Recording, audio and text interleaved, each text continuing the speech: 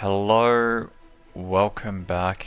Here we are resuming from wherever we left off. Doing a little bit more of some world building for our little project here.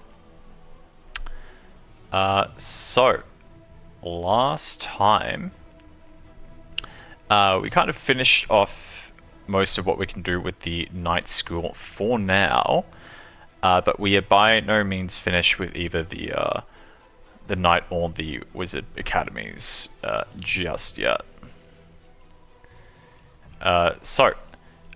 Moving on from there, we ended up dabbling a little bit with some noble houses for the night school, and while we have a rough idea of kind of how we want the overall political system to loosely work within the nation itself, and the other factors influenced by it within the academy, for instance, we are kind of moving away from doing any kind of like large scale entire worldview encompassing things for now, because it's more important to build the blocks beneath them before we start building the fucking roof of the tower, if that makes sense. So, as I kind of ended things last time, I was thinking maybe we'd be moving on to some sort of pseudo Holy Roman Empire shenanigans today, because we've spoken a lot about this empire that we want to integrate into this system. Which is basically going to be like at war with everyone else, and like the reason why they're so scary is because of all these healers they basically have, because I want healing to be a pretty rare niche thing, and those who have it completely dominate anyone who doesn't. But between the end of last stream and the beginning of this one, I was kind of thinking a little bit more about that, and while I definitely want that to be a thing, when you think of the Roman Empire itself wasn't encompassed by just like one or two small things like that. It was way too expansive, way too massive in comparison to anything else back in the day. Like, they spread across 3 separate continents that were on that scale. And it wasn't just like the eventual adoption of Christianity that they were known for either. So what I'm thinking is, rather than the Romans themselves being like the nation of this theocratic order, essentially, since they are an empire, I do want them to have an emperor. So I want them to be ruled by an emperor rather than a pope, for instance.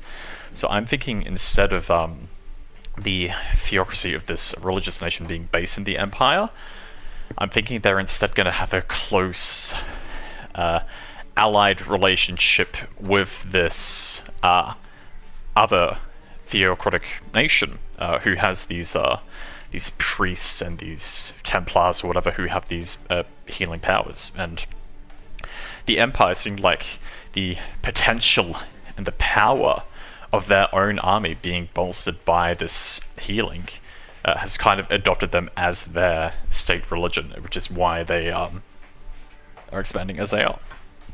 So, rather than starting with the Romans themselves, we might start with the theocratic order, or rather, the kind of Spaniard nation.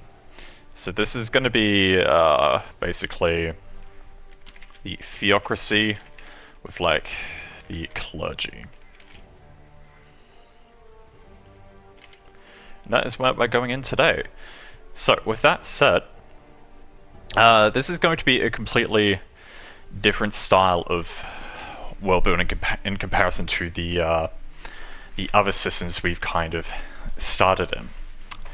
Because while we did technically start with a night school and a wizard school prior, a clergy isn't really something you go to school for. It's more so being brought up in a temple and being trained in the ways, if that makes sense.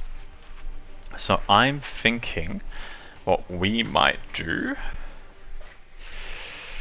is just think a little bit more about how we kind of want to develop this temple, essentially. So one of the first things I'm going to start with are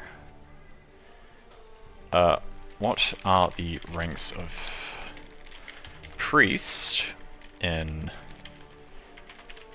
Christianity, for example. So I know we're going to have the Pope at the very top. It's going to be like the leader of the nation, followed by the cardinals. Then we have archbishops, bishops, Monsignor, priest, and deacon. That seems to be the generic listing I've kind of come up with, and that's based on the Roman Catholic Church order. That's kind of what we want to lean into here.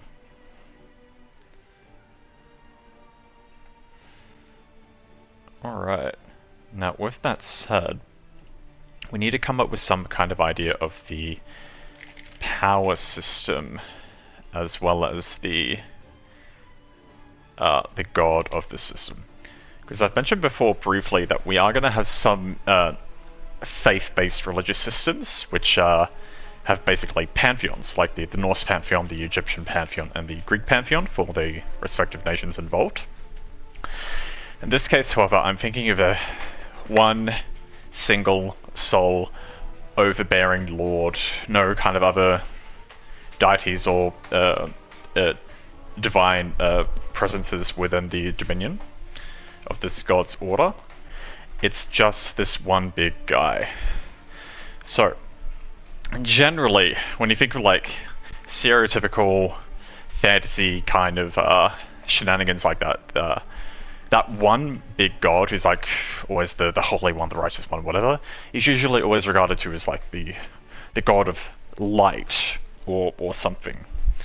And basically that, while it does feel like relevant and valid for what we kind of want these guys to be able to do, it also introduces some other interesting questions, particularly because the wizards up north, we've already established that one of the principles of their magic is going to be the domain of light, or optics rather. So in that case, if we have a religion based on light and a magic based on light, how is that going to kind of work out? What I was kind of originally considering is thinking just like, no, we can't have a god based on light and a magic based on light because I want them to be like separate things and different and separate to each other.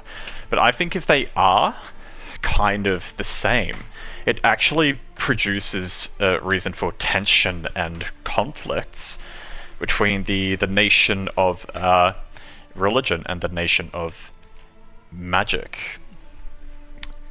which is a pretty neat way to produce some interesting story threads. So like the wizards could be like the first like #1 target of these of this theocratic nation, and given the long-standing alliance between the knights and the wizards, and maybe the knights' border is in between the theocracy and the Roman Empire and where the wizards are. So, which is why there's a massive war maybe going on between the knights and these other two nations right now, where they are trying to protect their lands from like being passed through as a form of invasion to somewhere else. There's also a lot of like diplomacy and political subterfuge and tension going on, where these empires are instead trying to convert the knights to their side to avoid unnecessary bloodshed. And we could say that this is why the Order of Light is like spreading heavily, quickly within the knights' borders.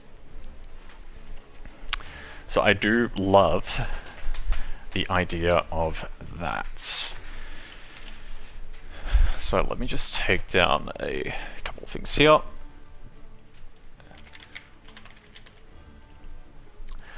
This is a theocratic nation led by a pope. The entirety of the nation's beliefs, values, systems, etc.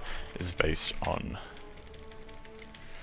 their faith to the one true Lord of Light.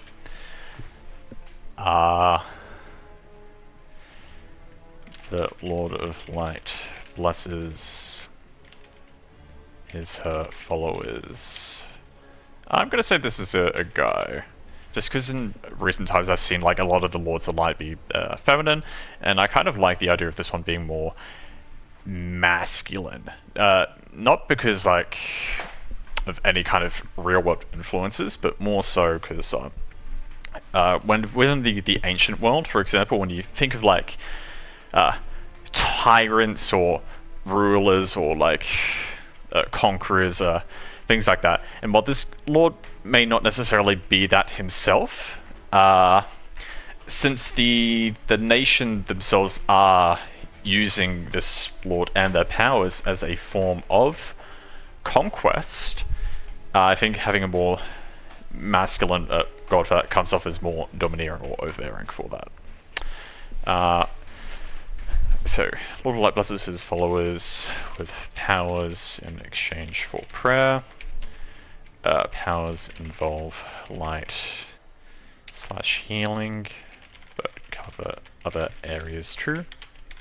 To the domain of light, being under the god's domain, the clergy believe the light bending wizards to be blasphemous, and this is where Templars / Crusaders come into play, being anti-magic knights. And this could be where the relationship with the knights come into play. Like maybe they've taken over or influenced or whatever some of the knights from the knight schools to basically adopt this faith of their own. So you have these aura-wielding knights with the power of light or healing, who believe the wizard's light-bending properties to be blasphemous, which is why they have this special order designed exclusively for like anti-magic, although anti-light magic in particular.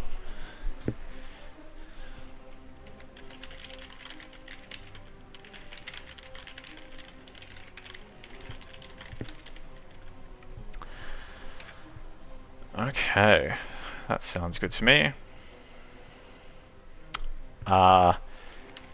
The faith themselves believe their lord to be the only true lord and despise other religions, wanting others to convert to their order.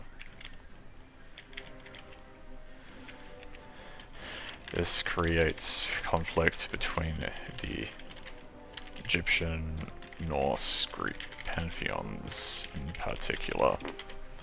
Yeah, so since on this main continent, like, I don't know if these guys will really have any contact with the Nordic system itself, because that's planned to be a bit further away.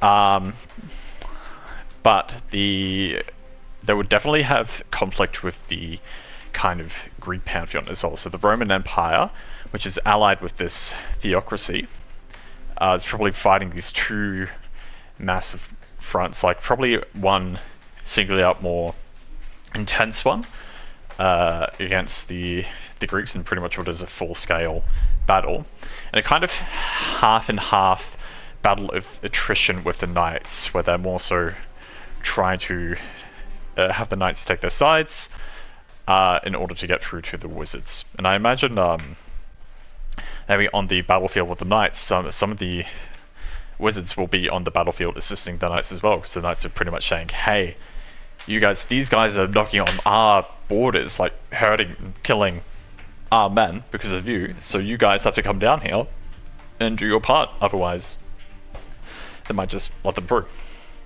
And yeah, given that the knights are basically ruled by a king in their own nation, and the king kind of has say over who does what, where, and when. That's why there's this big political struggle for the next in line for the throne, because you've got some people who kind of want to maintain the status quo, not be too angsty with this foreign empire. One of the factions maybe wants to band completely together with the mages and like full on fight against this empire before it takes over everyone and everything. And the other faction kind of wants to give in, join them, and let the light take over, even if it means joining hands with the empire to turn on their former allies, which are the wizards. And that creates a lot of like interesting plot threads in the event that these adventurers basically, or these young students basically go on these excursions together with like members of the other schools within the Knight and Wizardly orders. Even more so in the event of a joint expedition with these clergy members, if that does become a thing.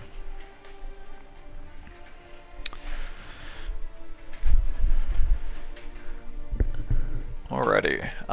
Anything else I kind of need to note down here for now? The theocratic nation's faith has been adopted by the Empire, who uses it wholeheartedly.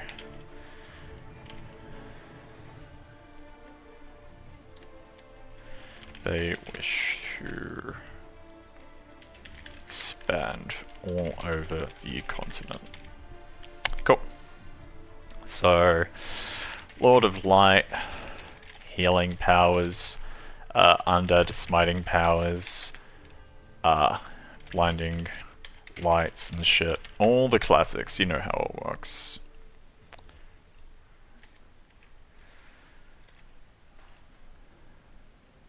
Maybe also we can do some other cool shit like truth-telling, and kind of make it more of like an overall singular god of like order and justice and shit as well. So rather than being like a god of like a single property, he's just seen as like the true one, omnipresent, all-powerful god or whatever.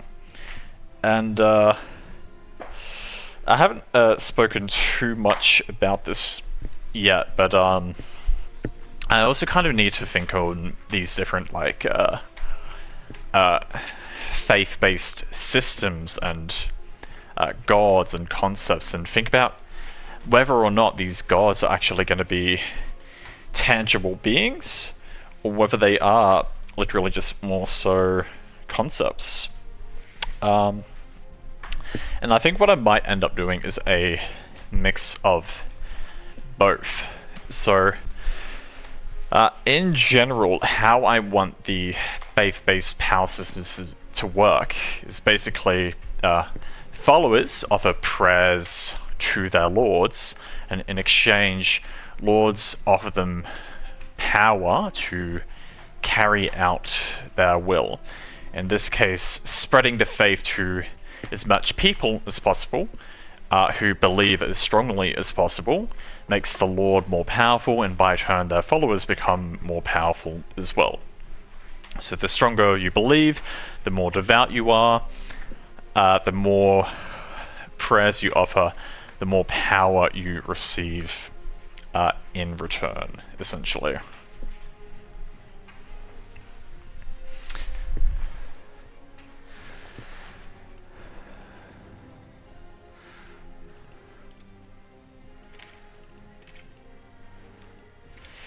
So coming up with the power system, let me just note these down. Followers obey the Lord's will, carrying out acts at their request, and offering prayers in while spreading the faith to as many people as possible and believing as strongly as possible. The Lord offers power in return, with more power being spread to those who have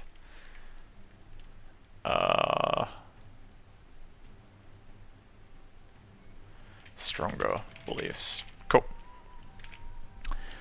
And this brings me to a bit of a problematic situation, because until now, with some of these class structures, I've basically been keeping a rule of threes or a level cap of 9 in mind for like only getting like major power spikes each level, but being limited to like a total level of 3 per class with a total max level of 9, for instance. But what I kind of want to try to do is basically say,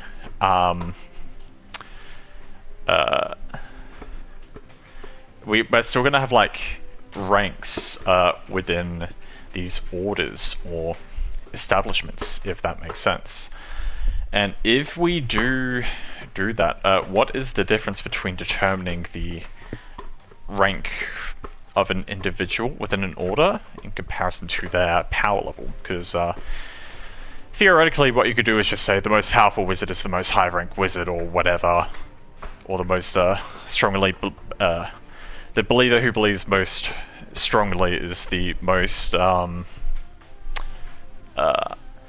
permanent within the faith, and they become the Pope or whatever. But I think having a separation of power and rank may be fitting in these contexts. Because basically, like, you shouldn't just be given a higher rank just because you are more powerful as an individual, because basically the rank in the organization is more so an influence of like political and diplomatic might and a more respectful station for people recognized as leaders rather than just powerful fighters. So in that case, as we kind of think about more about the powers we might want to have with this faith-based order, well, we certainly can like still separate it into like 3 tiers or rankings of power. I'm thinking this may end up being more so a separation of power types similar to the Wizards School of Magic, just because the powers that are governed are going to be more diverse, and I don't want any single one character to be capable of too much unless they actually like multi-class. Okay, so to that end, let's have a think.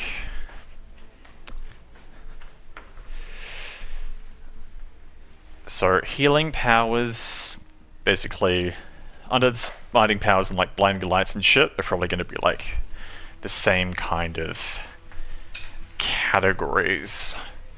What might be worth doing is looking up some research or reference on what kind of powers are utilized in these systems elsewhere. So what kind of powers are utilized by faith-based systems in fantasy? And we'll see what that says. I'm also considering adding in another little browser source here.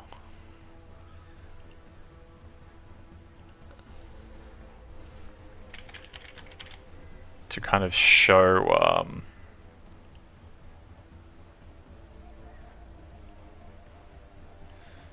give me a second.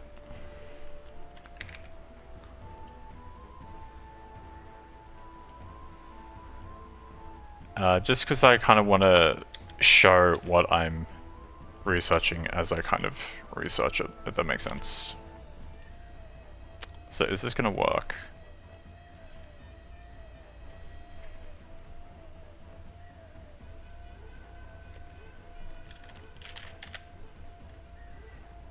Did that work? I don't know if that's worked. Okay, I might fuck about with that off stream, and I'll see if I can get it working some other time. In the meanwhile, let's have a look. So in fantasy settings, faith-based systems often attribute various supernatural powers to characters, blah blah blah. So healing powers, yep.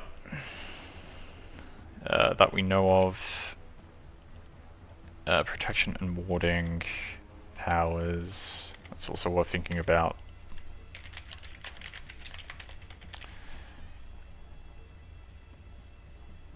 Offensive divine magic.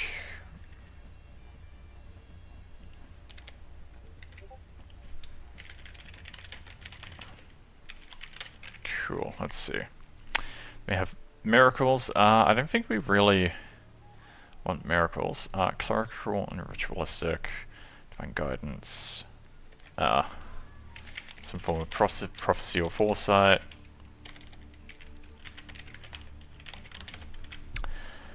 Enhancement and empowerment.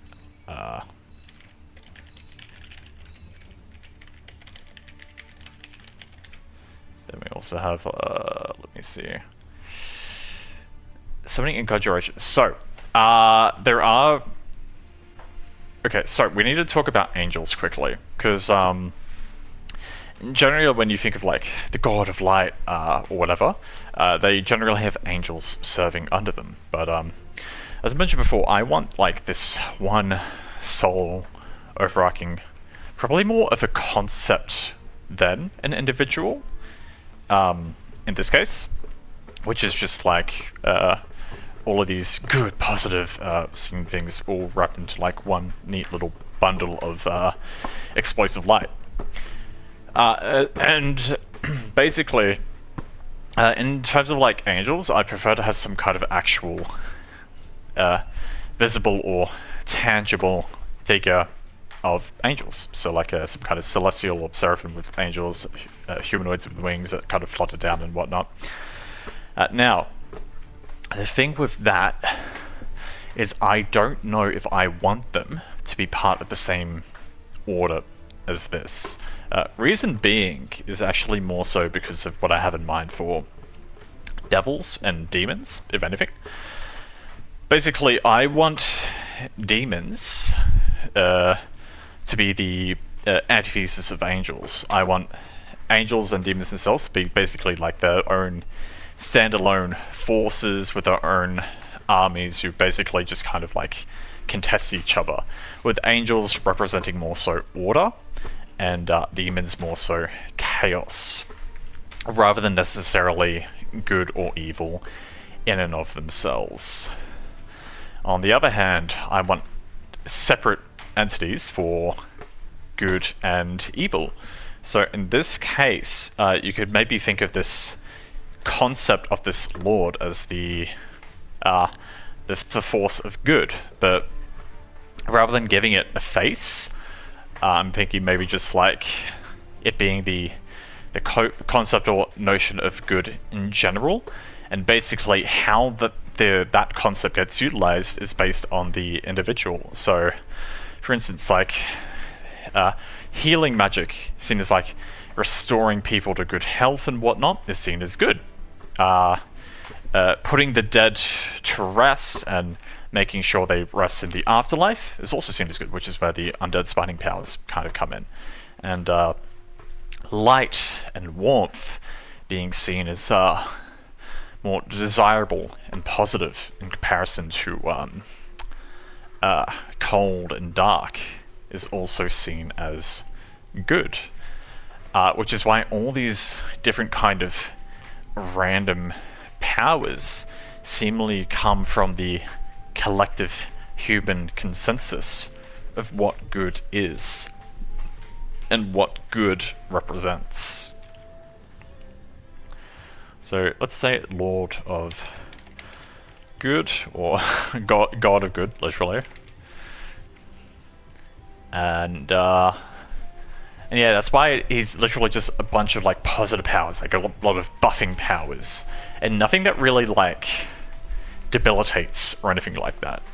And that's why while these guys are capable of like healing and restoring and buffing and doing all this fancy ass shit, they're probably useless by themselves in combat, because violence and anything that comes with like fighting or weaponry isn't really seen as good necessarily. It's a more grey area, but and that's probably why they've like allied with this empire or whatever, because their goal is to spread their faith as far and wide as possible. Since healing people is good, they can heal bad people who are doing things for them, essentially. So it's probably going to be your classic hypocritical oath there. But that should be fine. Alright, now I'll just add in positive effects only. What we're going to do is bring in a little board here. We're just going to drag this inside of it. So we want a few skills. So we basically want like an offensive warrior, a defensive warrior, and some kind of like healer or cleric. So we'll think Crusader / Templar, Paladin. I'm not really sure like how to differentiate Templars from these other two. We'll think about that in a sec.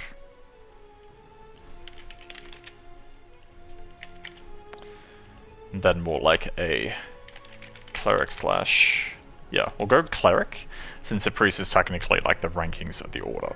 So this will be like healing, magic, supporting others, etc.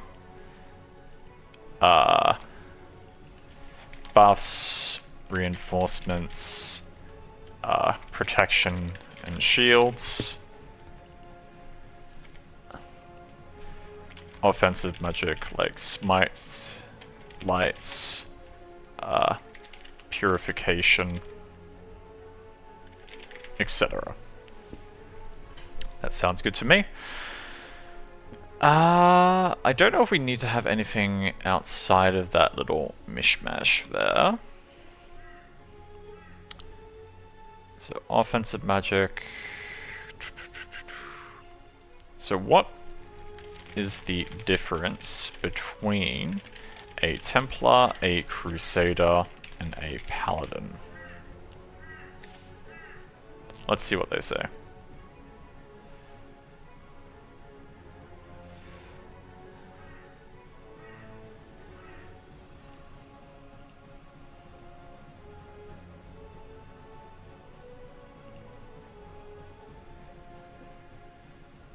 Okay. So, what we have here is the following. Historical context. So, Templars, the Knights Templar were a medieval Christian military order. Their primary mission was to protect Christian pilgrims. Templars were both monks and knights. They took religious vows and lived according to strict codes of conduct while also engaging in military activities. Became known for their distinctive white mantles with the red cross. They amassed significant wealth and influence, operating a network of fortifications. Okay. And Crusader. Crusaders were participants in the Crusades, a series of religious wars initiated by the Latin Church. The most notable crusades were those aimed at reclaiming Jerusalem. Crusaders are typically knights and soldiers who took up the cross. They were motivated by religious zeal. Okay, so a Templar feels more in line with the Paladin, whereas a Crusader is more like the offensive kind. Historically, the term paladin, meaning a high-ranking official of the Imperial Palace. The term became associated with legendary tall peers, the former warriors of Charlemagne's court in medieval European literature. Paladins were depicted as noble knights of exceptional virtue, bravery, and martial prowess, often in the service of a king or emperor. Okay. Interesting. So paladins are less so holy than these other two. So we'll say Templar here. And if or when we implement a paladin somewhere, that could be under a different faith or a different system or a different like class view. So in fantasy settings, Templars are often portrayed as holy warriors. Yep.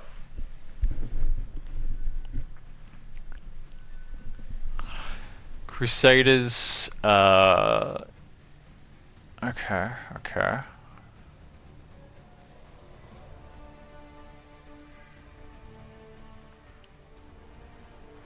Cool. No, I think we're good with this mix of three here for now.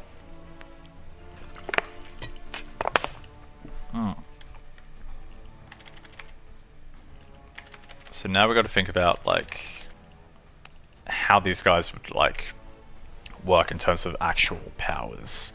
So clerics are going to have like healing powers for sure. I'd say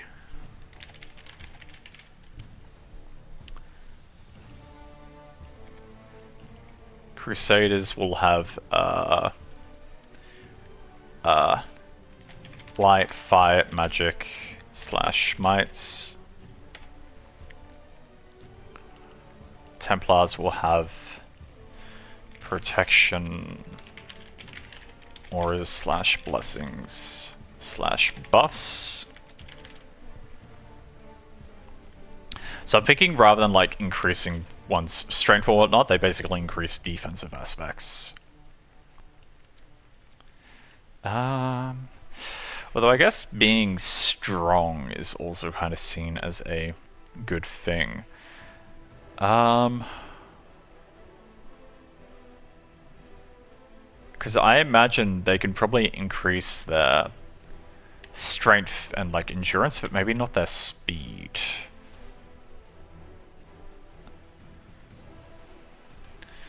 Increases strength / endurance ?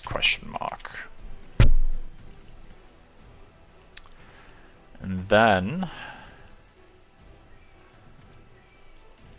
I like the idea of Crusaders being able to compel people to tell the truth, basically.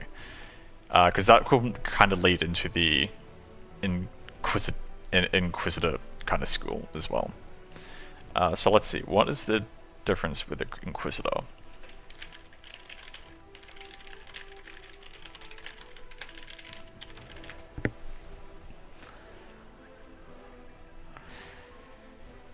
Okay, so Inquisitors were officials of the Roman Catholic Church tasked with identifying, interrogating, and prosecuting individuals accused of heresy, blasphemy, and other religious offenses. Yes. It's exactly what I want for the Crusader branch.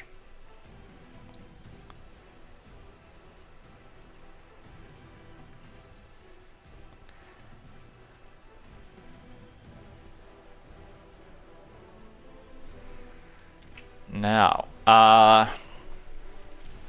don't necessarily want a separation of class even further. I kind of like the idea of tying them into the one class, and I think Crusade is a more compelling name for it overall, rather than just Inquisitor. But maybe they have like, maybe they're also called Inquisitors based on like what role they play at what time, or maybe they have different squads or something. I don't know. We'll flesh out details for that a little bit later. But yeah, no, and that leads me to do prophecy / foresight for clerics. Cool. And so until now, what we've been doing is basically having like 3 tiers of power structure for these different classes to essentially gain access to during their level up processes. So at one stage, like the wizards can either like manipulate the already existing magnetic fields, then they can like create their magnetic fields or whatever it was that I kind of did with them. And similar to the knights, the aura starting with like internal, then external, then like projecting it. So how would we want to tie that in with these guys? Because like, given how they are, their powers are a lot more diverse in comparison to the other more specialized power systems we've done so far. Well, that you could also argue like how those power systems work, like the wizard ones, for example. Like they have a domain over like a much broader area under one field, which kind of helps to balance the differences, I guess.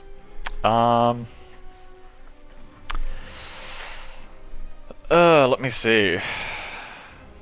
I don't necessarily need to think of this in terms of like gameplay aspects as of yet, like with balancing numbers or range of targets or area affected at one given time or anything, because I'm thinking rather than having that based on like the class or the level, that might more so be influenced by stat modifiers in general. Just because it helps like separate the division of classes a little bit further. So, for example, we mentioned briefly before how a dexterity modifier might increase the number of attacks one can make with weapons. Now, speaking along a similar line, a strength modifier can increase damage dealt, but rather than just adding like +1 to damage, it basically increases the number of dice you roll per hit when you land a hit with a weapon based on your weapon type. And thinking further along those lines, I don't know if I've mentioned how I want to do armor yet, but basically how armor is going to work is it'll be like cloth armor, light armor, heavy armor. They'll have their own kind of like properties, and basically when you hit someone who has that type of armor, they generally roll a different tier of dice, like a d4, a d6, or a d8, to reduce the amount of damage taken when they do get hit, rather than just like invalidating the hit with like the bullshit system of how AC works. And thinking along with that in terms of the magical aspects, so it'd have like force of will or willpower, whatever else. That's basically to use these magical or faith-based power systems, and maybe like the higher your force of will is, the more targets and the larger area you can influence at any kind of one given time. Anyway, to tie this in with this system here, I want some kind of third thing for each of these classes. So, healing powers for sure, but not resurrecting the dead. I don't really like the idea of being able to just like cure illnesses or diseases with magic. I think how I want like this healing magic to work is to like exclusively be like a battlefield magic, basically mending flesh, mending bone, mending blood and tissue, and kind of whatever else you want to tie in with that. So it'll be literally just that. Let me see.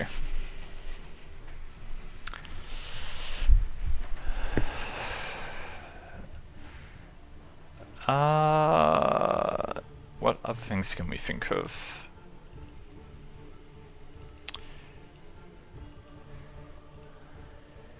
I guess I don't necessarily need to finish doing this part now. We can see about expanding elsewhere.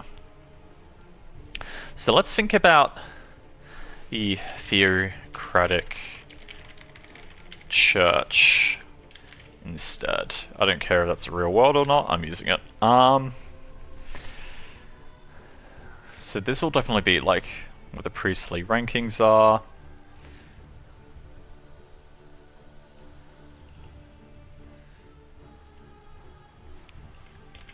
So, a nation ruled by the Pope, empowered by the faith of the people in their Lord.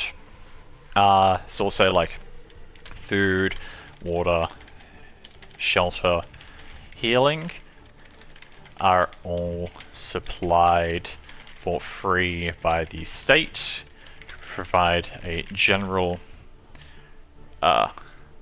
quality of living to all the people by the powers that be.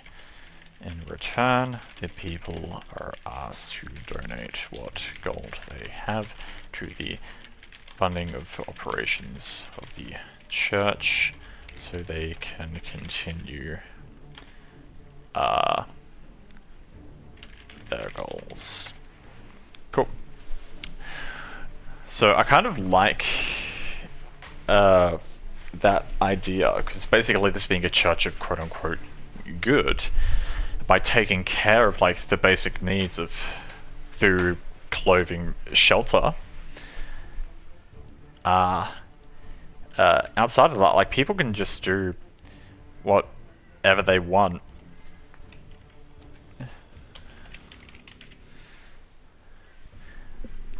with their lives. And like as thanks of just like being able to live without any worries and live how they want, essentially. I'd say the people probably do what they want in return. So we'll say like the official orders of the church, like maybe they have like a small church in each kind of like town or city or village within their nation's borders where they kind of head things up. And they take the people into the churches, provide them with what they need, and then they allocate jobs or work to the people to do according to their capabilities in turn. And I imagine like they would actually actively take care of like the sick or the old or the young children in a very communal sense as well. Like, even though this is the church of good and they want to spread their message to like all the people as possible, I don't necessarily think of them as bad. I think they genuinely believe, like, they live such genuinely good lives with generally like really positive and nurturing communities who like spread all these positive messages and values that they legitimately just want everyone else to be able to live in peace like this too. And to that end, I think it's questionable as to whether you could even perceive or interpret this religion as bad or evil, because sure, they are trying to spread their word. I mean, people of other faiths who like don't want to convert or change their own ways or systems, or the wizards who get persecuted would definitely have something to say about that. But I mean, outside of that, like, I think the members of the faith themselves would genuinely be confused about like how anyone could see anything they are doing as a bad thing. I guess it's kind of cultist in that way to an extent. Okay, let me see here. Do we need to add in anything else for now?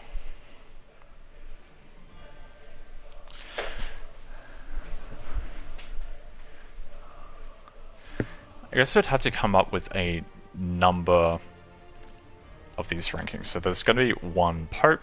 How many cardinals are in the Roman Catholic Church?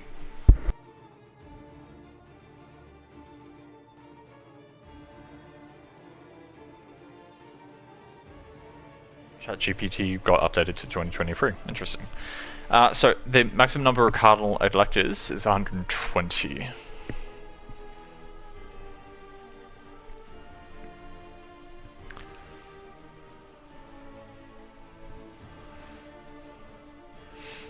Although there can be more of those who can't vote.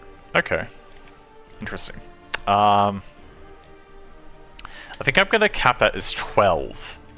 Similar to like the noble houses. Then archbishops, I imagine like the Pope and the cardinals themselves are all kind of centered in the HQ church. Although that is the case, no, maybe there are less cardinals, because if I go based on like the increasing number as you kind of descend, there's going to be significantly more in the lower ranks. So maybe we'll have 3 cardinals, because I think 3 is a good number. And then the archbishops can play a role similar to like the noble houses. So 12 noble houses, similar to the 12 noble houses in the kingdom, and also like 3 cardinals, similar to like maybe 3 princes or princesses or whatever. Then a single like king/pope.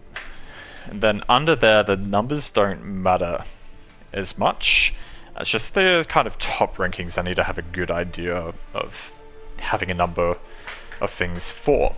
And the 3 cardinals themselves can be in charge of the 3 orders of things. So 3 orders of cardinals in charge of the clerics / Templars / Crusaders. Then 1 archbishop specializing in each domain. Underneath, example, healing, magic, or truth-telling, etc. And then maybe they can be like the ones in charge of like specialized branches, saying, "Hey, yes, we are the ones in charge of like the inquisitors who do like the truth-telling and shit." Etc, etc. And maybe that's where we can basically bring in some paladins or whatnot too. And rather than that being a terminology for class, it'll probably be more so, probably more similar to like the industries that the noble houses manage, like those who are in charge of like forestry, for example. Comparison to noble houses in charge of foresting. These guys are in charge of the inquisitors, etc. Cool, and that's just kind of what we'll end up calling that. Alrighty. Outside of that, I'd say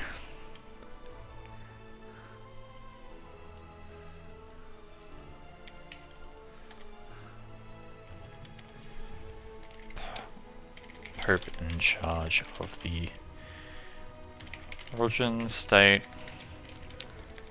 stays in the capital. Likewise in the capital, oversee the nation's regions. And then bishops oversee the towns, villages, etc. Monsignors, whatever the fuck these are. Monks assist the... Monks are the... Let me see. I'm thinking maybe I should actually see what these guys actually do. Oh, I'm lagging a bit. There we go. So, what are the Pope's duties? What are the Cardinals' duties? What are the Archbishop's duties? What are the Bishop's duties? What are the Mon Signor's duties? What are the priest's duties, and what are the deacon's duties? Because basically, right now, what I'm imagining is the deacons are like the lowest tier of the order. They're basically like the new recruits, learning the ways, the chore boys, the errand boys, everything like that. Or maybe they aren't even necessarily. Yeah, since these ranks of like believers of the faith, they might not even necessarily be in positions of power. Like maybe we can treat the bottommost rank as the follower rank, and they may not actually have access to the capability to heal or compel the truth or anything else. But they are still believers and respected accordingly. Then maybe up from that we have like the beginning fledglings of the order, kind of learning the ways, doing their own thing. That's the priest, and they're seen as like the kind of the bottom tier. Like they have access to the basic level of powers, and they kind of just like go about assisting all the high ranks of the order. They're not like the idea of like having a like some of the Monsignors potentially be like travel agents essentially. They're the ones who like go out into the other lands to spread the word of the Lord. But okay, let's see. So the purpose of spiritual leader ensures that the teachings are maintained.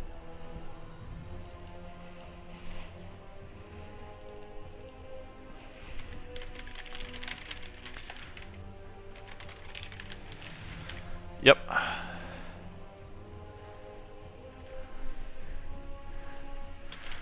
Primary goal is to expand the faith.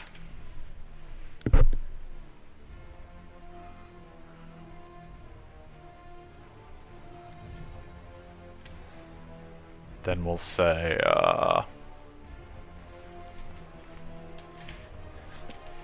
acts as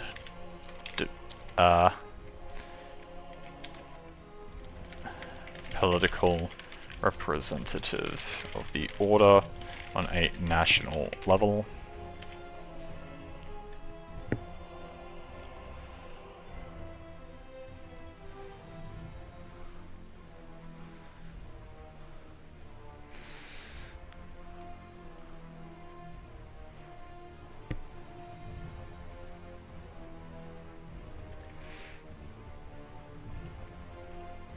I kind of like having the cardinals in charge of these separate orders.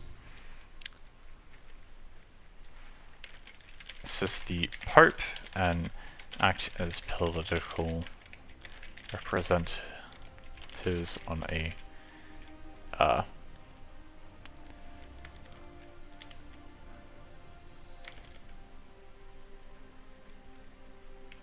set level. So act as political representatives on a regional level. Okay, cool.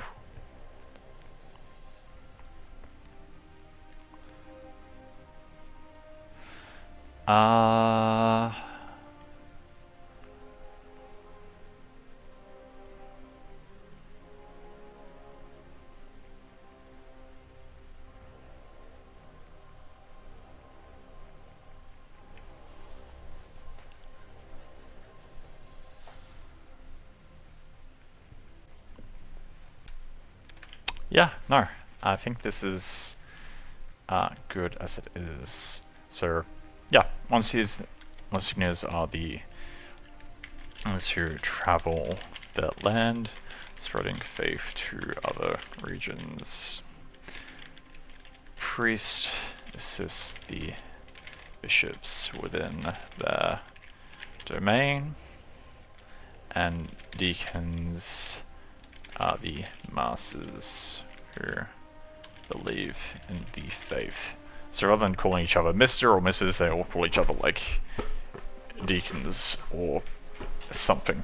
I'm sure if I think about it a bit longer, as we kind of like expand on the creation of this theocratic nation, we might come up with more or better ideas like roles these guys could potentially play if we need them to. But for now, I think that is more or less fine.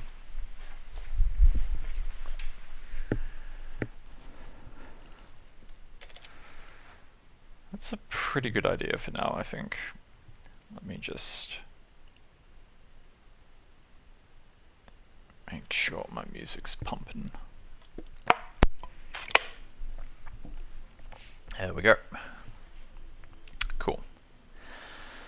Okay, in the meantime, let me see.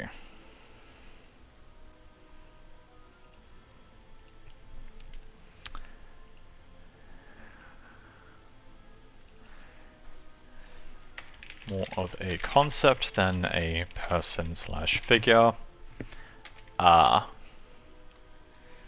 Embodies concepts perceived as good, such as warmth, light, healing, truth-telling, protection, etc.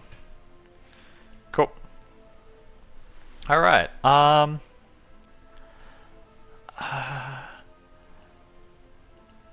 yeah, I mean, it feels like it's been fleshed out significantly less in comparison to the other systems we kind of worked on until this point. But I think that was kind of enough for us to get a general idea or a vibe of how this nation is probably going to work. So I think that might be a good place to leave it there for now. And we will be like revisiting all these things we've been working on in general and basically fleshing them out more and like organizing them better and like rewording it and like officially naming stuff too. But I think this is pretty alright for the time being.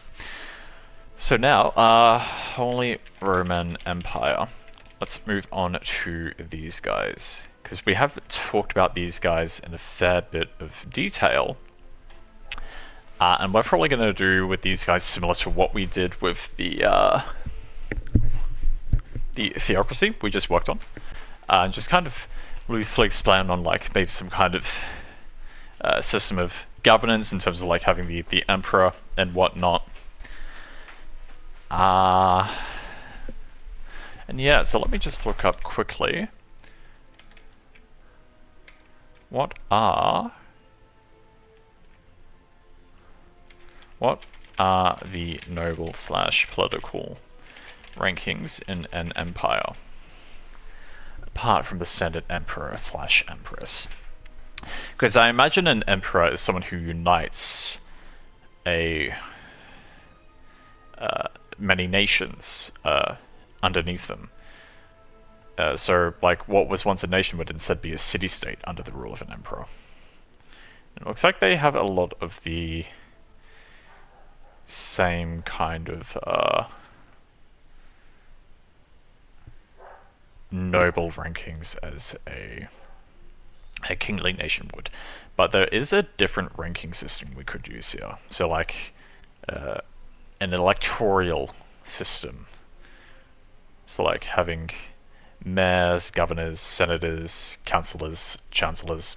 I think we might more so go with that route for this empire. So, ruled by an emperor/empress, followed by an imperial family.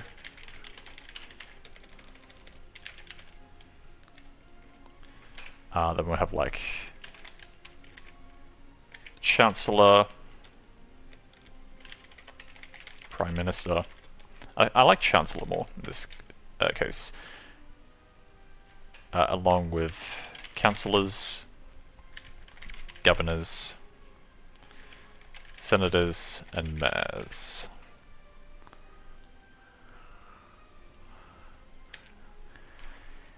in charge of towns/villages. Senators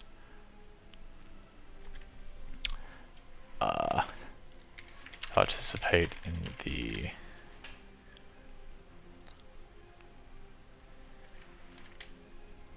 policy making.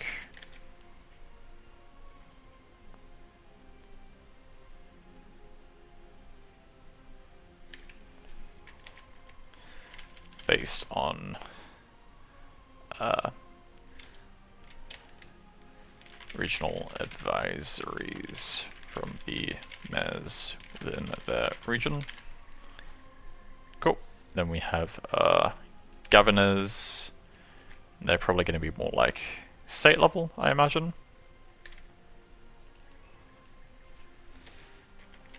Oversee senators/mayors on a state level. Councillors.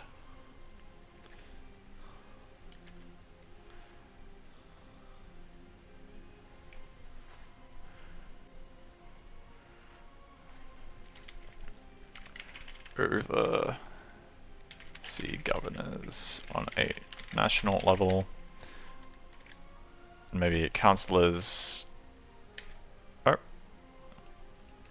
I've got something mixed up there. The chancellors are highest ranking imperial advisors to the emperor on international affairs. Then the emperor/empress ignores everyone and does what they want. Lol. Cool. So that's obviously not going to be like a finalized structure of this system by any means, but it's enough to get the juices flowing of like knowing loosely or roughly who's going to be in charge of what and where, basically. And it's worth noting because we've now established this loose system for both the Knights Nation as well as the Theocratic Nation we just worked on, and now this Empire too. But what might be worth doing in a moment is going back to the Wizards and exiting the boundaries of the Wizard School as we kind of expand on the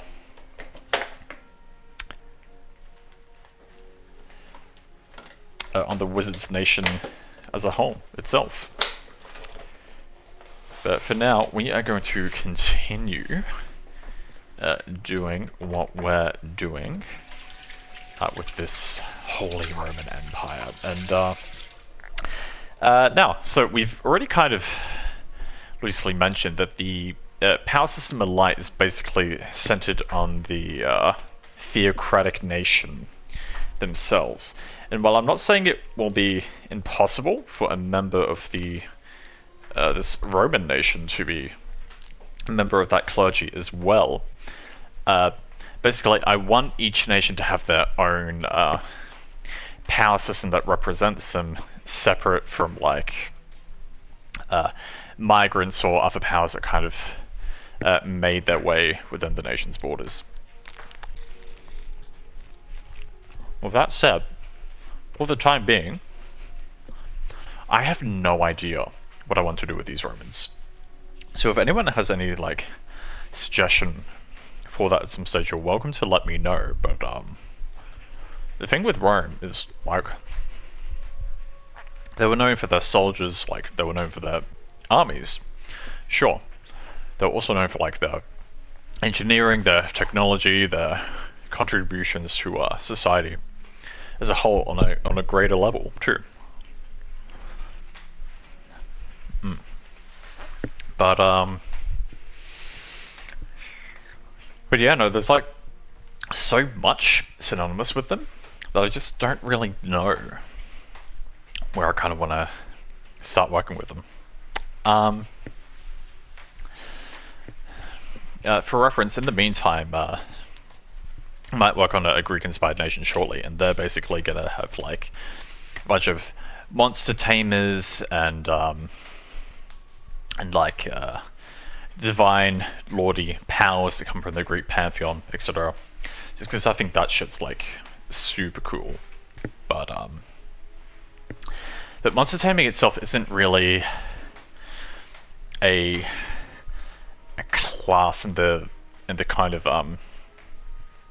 the way I'm going for it, because it's more like just like mounted cavalry riders rather than monster tamers themselves. So I'm thinking if we have like the god of Poseidon, or a god based on Poseidon, who kind of rules the seas, you'll have a sea-based cavalry who basically ride these sea creatures, like the hippocampus, for example. And like the god of the sky, like Zeus, might have like these hippogriff or griffin riders, and fly in the skies on the griffins, and they also have like the power of lightning that they can like shoot down from above or whatever.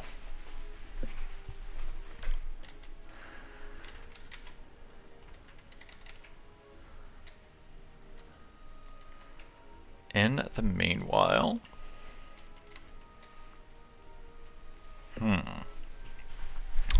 so I'll bring a note for power system now, but this might end up being like one of the last power systems we do on this continent, just because I legitimately do not know what I want to do with it for now.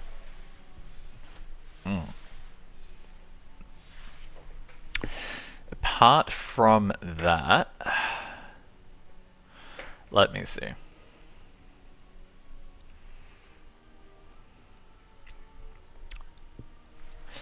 So we know the Empire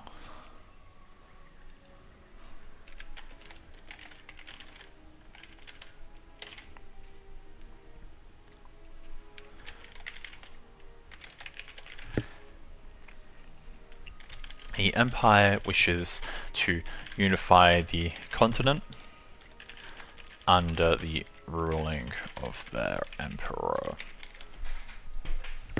To that end, their large, formidable military fights on the war front over a range of several borders.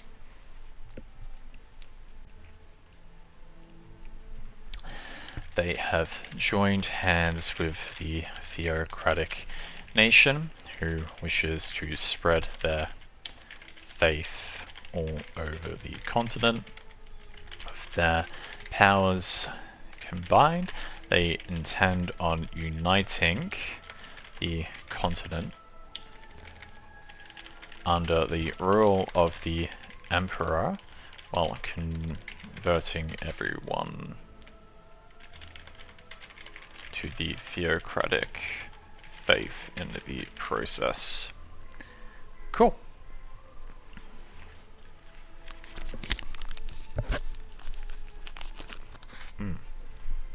So I like the idea of the theocratic nation themselves not actually wanting any form of power for themselves.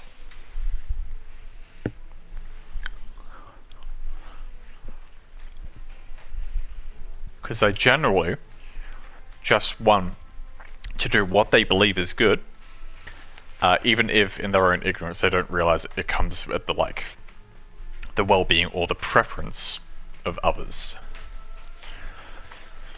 And yeah, given like how big the empire is going to be, how many roles it's going to play, like, and how many different complex relationships it's going to have with all the nations around them,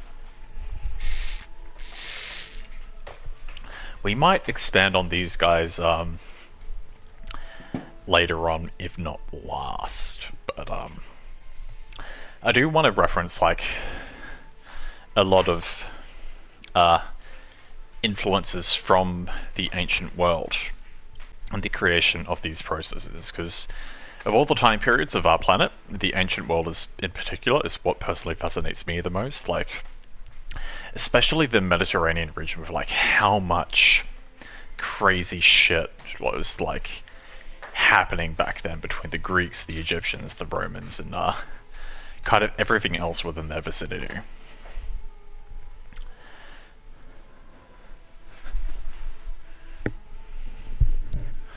I can't imagine what it would be like for someone from those days and ages seeing the world how it is today.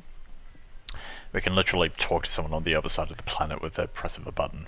But in any case,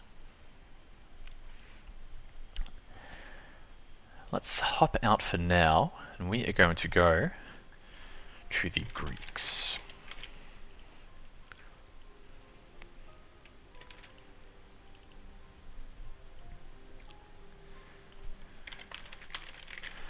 Greek nation, I want this to be more so, rather than having any kind of land-based power, I want this to be a series of islands of the mainland, maybe within some kind of gulf or sea or whatever.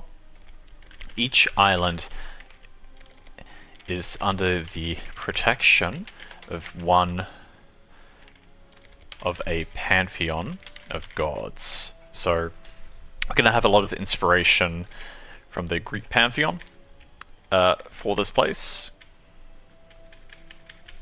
And basically, each Greek god will rule one island, and each island's basically going to have their own little power system for each of them.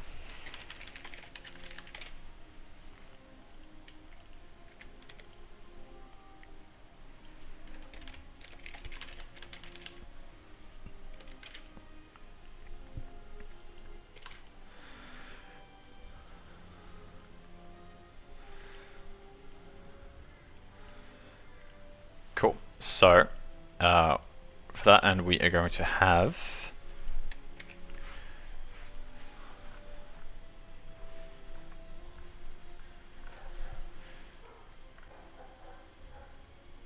a lot of the Greek gods. So we definitely want to consider which gods inhabited Olympus in particular. We definitely want to have our own version of Olympus somewhere.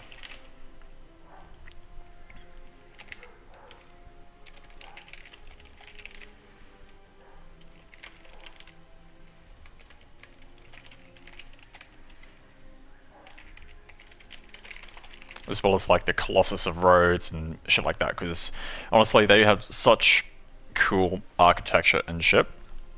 It'd be a shame not to use any of it as a reference. Same with Rhodes, we've got to have like some kind of Colosseum for them.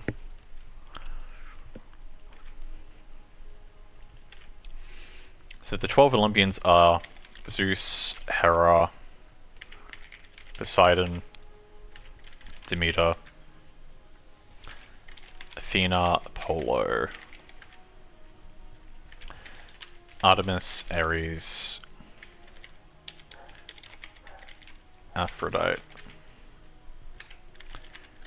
Hephaestus, Hermes, and Hestia. But also, we got good old Hades. As well as Dionysius,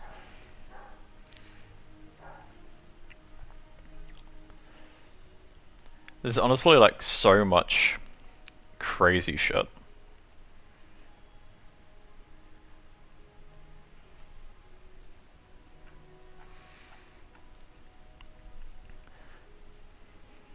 So we've also got like Nike,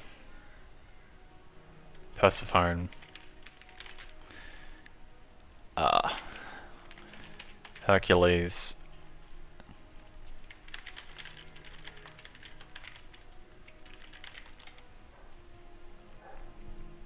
I'm going to look at some of the demigods as well, and you kind of just get an idea of the other famous divine figures.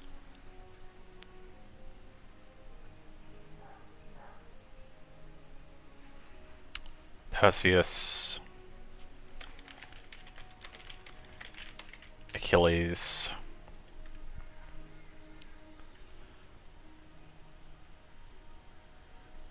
Theseus. They love their Eseuses.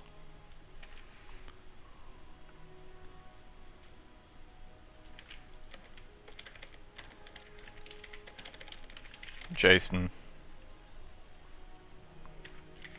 Orpheus.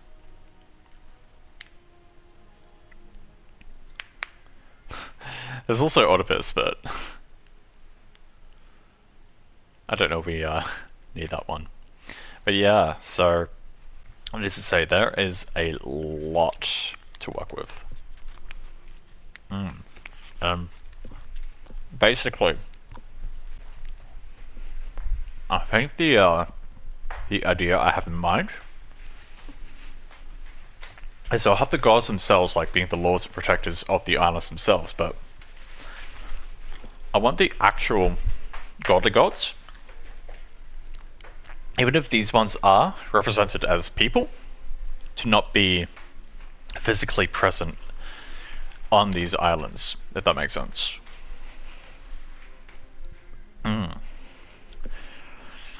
But maybe they each have like a demigod or a child of that order who is physically present on these islands.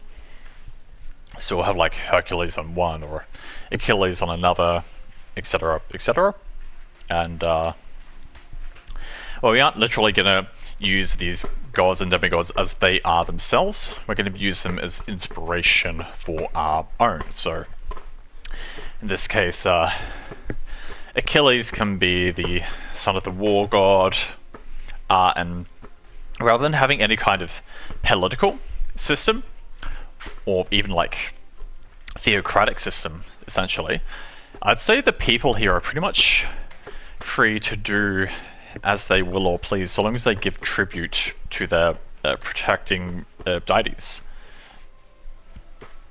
And in return, they kind of grant their power, and they're free to just basically live their lives and do whatever they want within the confines of the islands.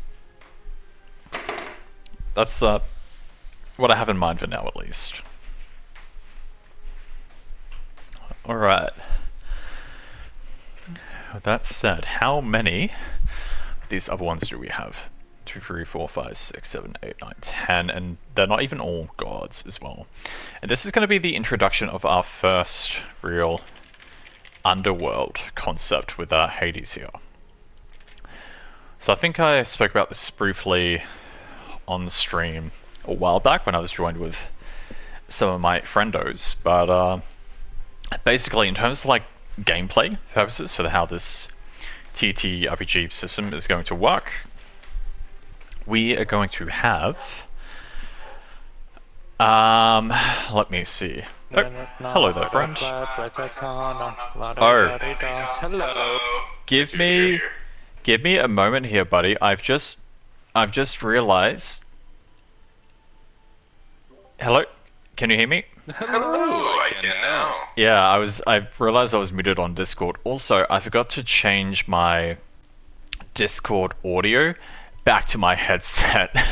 So let me Yeah. No, I heard you connect, and then I was like walking around off in another room, and I just hear my laptop going ba ba ba ba ba ba. I was like, just thinking a little. Yeah. Anyway, welcome, buddy. How are you doing today? Pretty good. My other homie went off to go to sleep. So yeah. I figured I saw you in here. Yeah. Hop on in. I'm just playing around on some Elden Ring. No, I appreciate the company. I was just talking about the Greek system I'm going to be working on here. So we're going to have okay. Basically, so you know how the Greek is famous for the Greek islands as well? Yeah. So basically, I'm going to have no mainland for this nation. It's also going to be an archipelago in the Gulf or in the sea, and it's going to be an island, basically for each of the gods of the pantheon. And while the gods themselves won't physically be present, I'm thinking of them having like their own demigod who is physically present, and they basically, all the people give tribute to these lords for their protection and the granting of the powers, and they're pretty much free to live their lives as they are. I get you. Kind of like Hercules might be one or something like that. Exactly. But again, rather than having, we're not going to literally use those three gods, but use them as inspiration to create our own within this kind of subsect here. But For sure. but yeah, I know. I was just briefly talking about how we're going to have the introduction of an underworld here with Hades. Oh yeah, hell yeah. You should have a bar called Tartarus. That does feel fitting. In any case, let me see.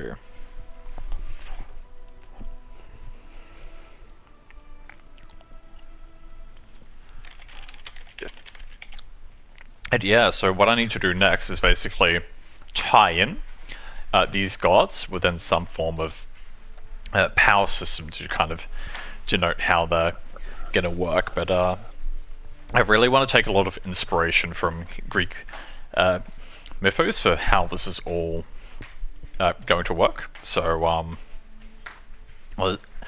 not like limiting to like the gods themselves, but also like the incredible creatures that they came up with back then. So I'm thinking like the sea god inspired by Poseidon. Like we have the island of these guys who revere the sea god, and they basically kind of attune themselves to the sea and the sea's animals, and they've kind of tamed like some hippocampuses or a monster inspired by them, and they basically have their own sea cavalry, with those, and like the sky god one will have like the griffin cavalry and such too. Yes, no, I can see that being very easily utilized in many different ways. Yes. So what we're doing now is we're going to kind of tie in the power system with the pantheon in this case. So we're going to have the sky god. One for the sky is necessary. Then we'll have the sea one as well. So good old Zeus and Poseidon. And I might not necessarily use all of these gods, because basically I want them to have some kind of function or purpose. So they don't really do anything that I can really contrive a power system for. And the power system doesn't necessarily have to be for combat use. It can be for like some kind of charm use or something like that as well. But yeah, that's the gist. I think that works. I think you're on a good track. I don't have much to add in terms of sheer creative development just yet. No, that's fine. At some point I might ask for your suggestions on a power system for the Romans, because just before you joined I briefly expanded on the theocratic state and the kind of Roman Empire.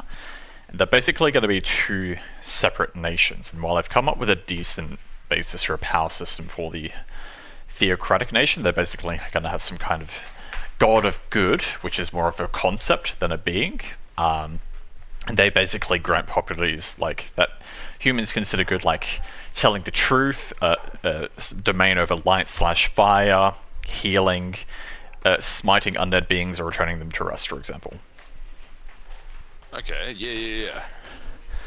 But yeah, no, I have no idea what to do with a power system for these Roman guys. So if you have any suggestions there, feel free to shoot some out.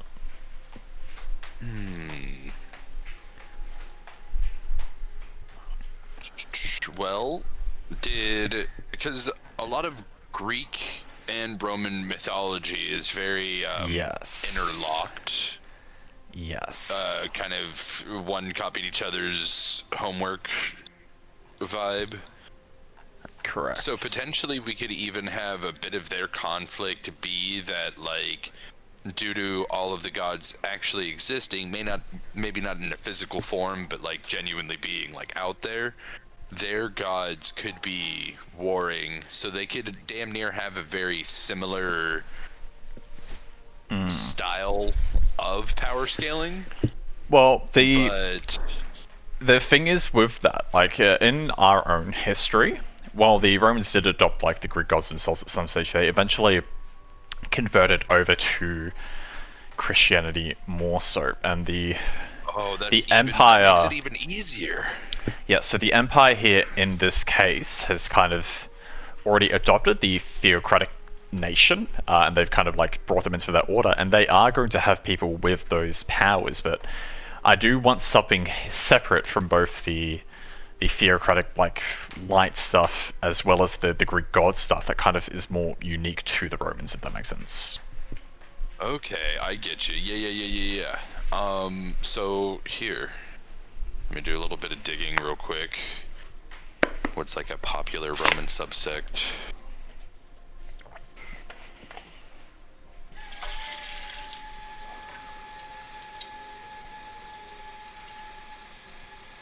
Especially if we're doing kind of like a Holy Roman Empire vibe rather than just strictly Yes. Rome. Yes, We don't Holy necessarily have to be. Well, the other side would kind of be more that the Holy Roman bit, but they could have like a subsect within them, kind of like a secretive people or a secondary folk. That is, that actually makes it work out perfectly.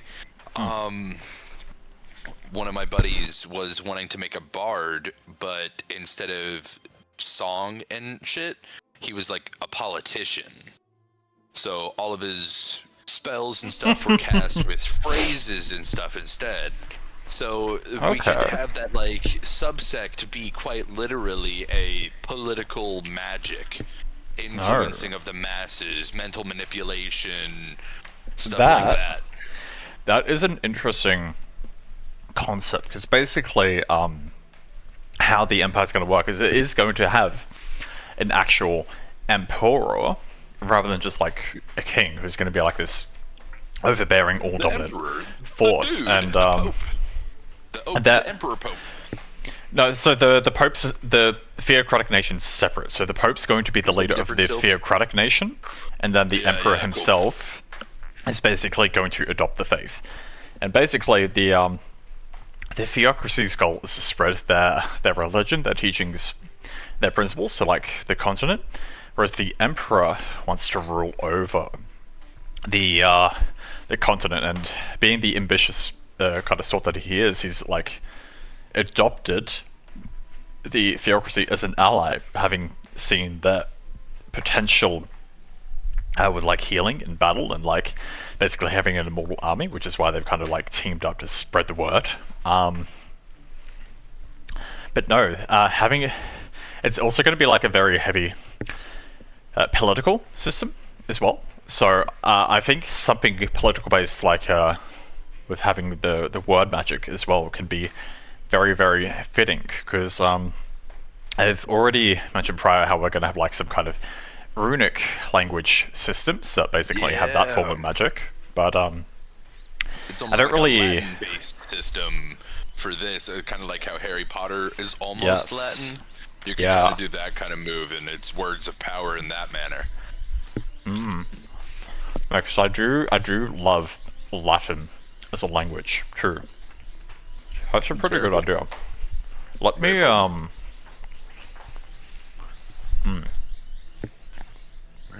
Let me hop out of the Greeks quick while we're on them, and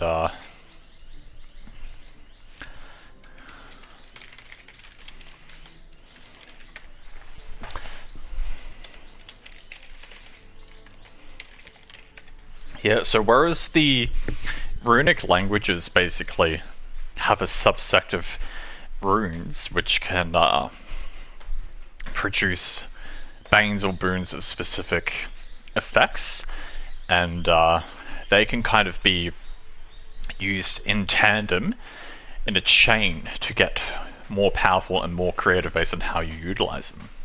Whereas in comparison, maybe this Latin system can similarly have like these words of power, but rather than like runes, it's limited to like just speaking a Latin word out loud. So basically, you'll just say the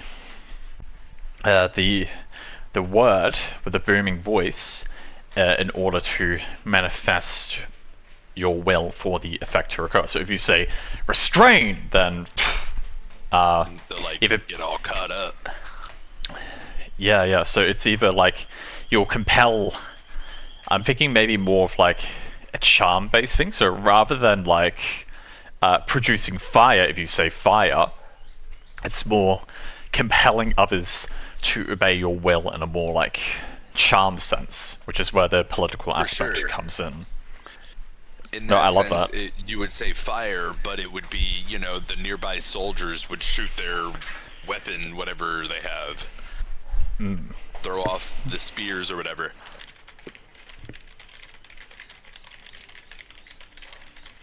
Yeah, let me just write this down. So the words themselves do not magically produce the effects corresponding to the word, i.e.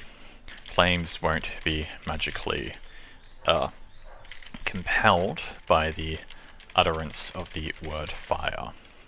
It's basically Gears. Fucking Code Geass. Instead, the Great anime, ruler... by the way. Yeah, no, I liked it. Instead, the ruler orders and the followers obey. Yeah, no, I love that. Thank you for those brain juices. Not a problem. Not a problem. I'm glad it was helpful. That's all I want to be. Yeah, so just following on from that, there will have to be some kind of like a basis for how it would work. So I'm thinking right now maybe it could be more similar to like a bloodline thing potentially, where like it's another founding emperor kind of thing, whose bloodline like carries this unique power and like passes it down to descendants, and basically whoever is emperor is the one whose kind of voice can compel the others to obey. So if someone compels the emperor to obey with their voice, then the emperor is no longer the emperor. Whoever compelled them to follow their orders is. So it's not necessarily hereditary monarchy. Well, Leaves room for, because like most of the time it will be.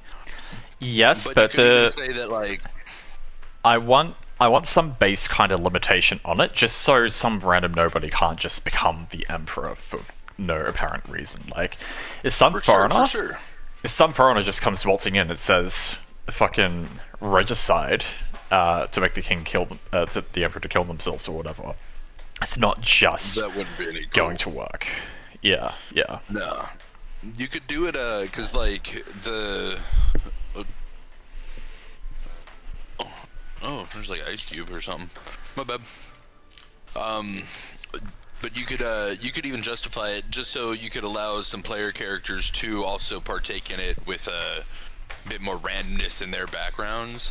That the deities on either side do the official like Greco-Roman deity thing, and they turn into like an animal and go fuck somebody, and then boom. You were born as the player character.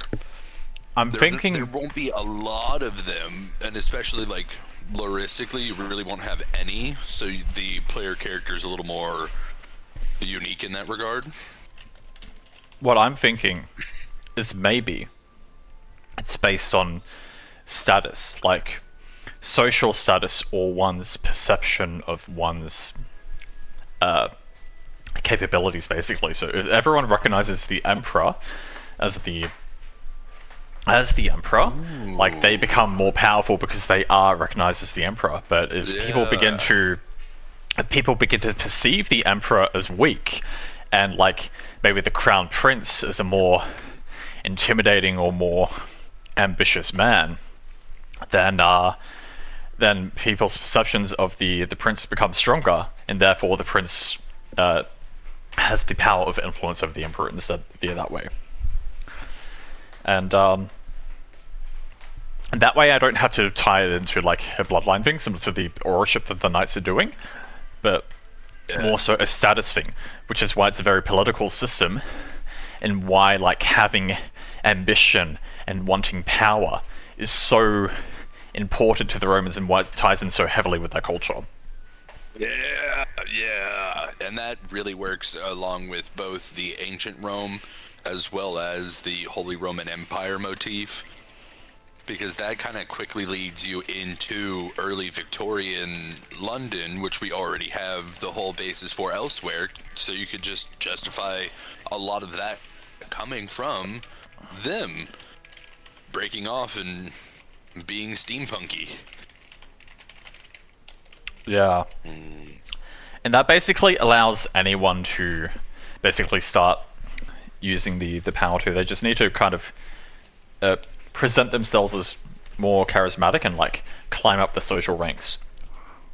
For sure, it's kind of like it's it's very fitting in my current political realm, but it's basically like presidential election type shit, but always, you know what I mean? Somebody else is going to come up through the ranks, and they're going to, try and run a smear campaign on the emperor, and just how good the emperor is at handling it versus how legitimate their information is just how long he lasts. And most of the time, you could even say for like the current emperor and a lot of that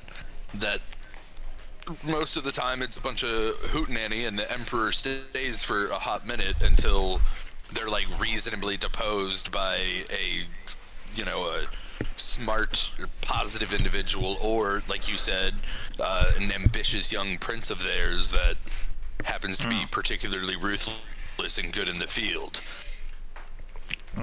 For sure. The political field, to state it particularly, they can be good at combat, but like I would say a lot of their stuff would be, they're almost like too nose up about that. Well, the thing is, with the combat system, it's basically going to be more so based on stats and weapons and armor, rather than having like powerful melee combat skills just on your own. So, so we spoke the other day about like how dexterity will like make you able to attack with your weapon any number of given more times, and then what I'm thinking of strength is, rather than just like adding a +1 to damage with a high strength modifier, it instead gives you more dice rolls for damage whenever you land an attack. Yeah. So it's really just more of a generalized, anybody can really be good at combat if they take the time to be good at combat. Yeah, so basically, becoming a better fighter isn't necessarily part of being a class. Classes themselves are going to be power systems for individuals to use as they deem fit. So, armor reduces damage taken, so the better your armor is, like the less damage you take in combat. Same with like weapons, the better weapon you have, like the weapons are going to be like the different damage types more than anything. And then stats are what like really makes you able to do more damage, because that's exactly how it should kind of work. And it basically gives a lot more freedom to come up with like interesting magical weapons or armor or artifacts which can kind of like influence the state of combat and battle even further. For sure, I definitely can understand it now, and it leads into non-combat oriented individuals still being able to have a vastly significant role, because if they just you can have the two political Romans, right? One of them went more aggressive and mean with his route, the other one went more like grassrootsy and nice. Well, he's good at the healing parts, and also has pretty decent working around with that mental manipulation. The other one's going to be much more forceful with the mental manipulation and probably good at combat, where the other one's going to be kind of like a healer and like trying to distract people while healing their homies. The other one's going to be like stabbing people and halt and then walk over and slit their throat type shit. Exactly. So yeah, no, I really love like some of the real unique ideas and concepts that we have been having for these systems. Yeah, it's been very fun.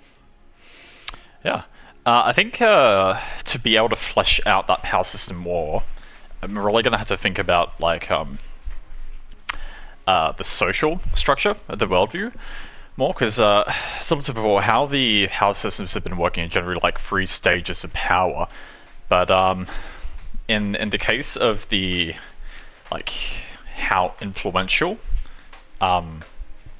one's status is like with an increase of stats, this brings me to an interesting train of thought I haven't really spoken about yet, but stats themselves, I pretty much want everyone to start with like a +0 in stats, if that makes sense, and maybe with a cap of +3 to +5 for each stat or whatever. But basically how it's going to work is you don't just improve your stats by leveling up. Stats are going to be similar to like abilities or levels, and to actually get an increase in your stats, you need to kind of like achieve some form of feat of power.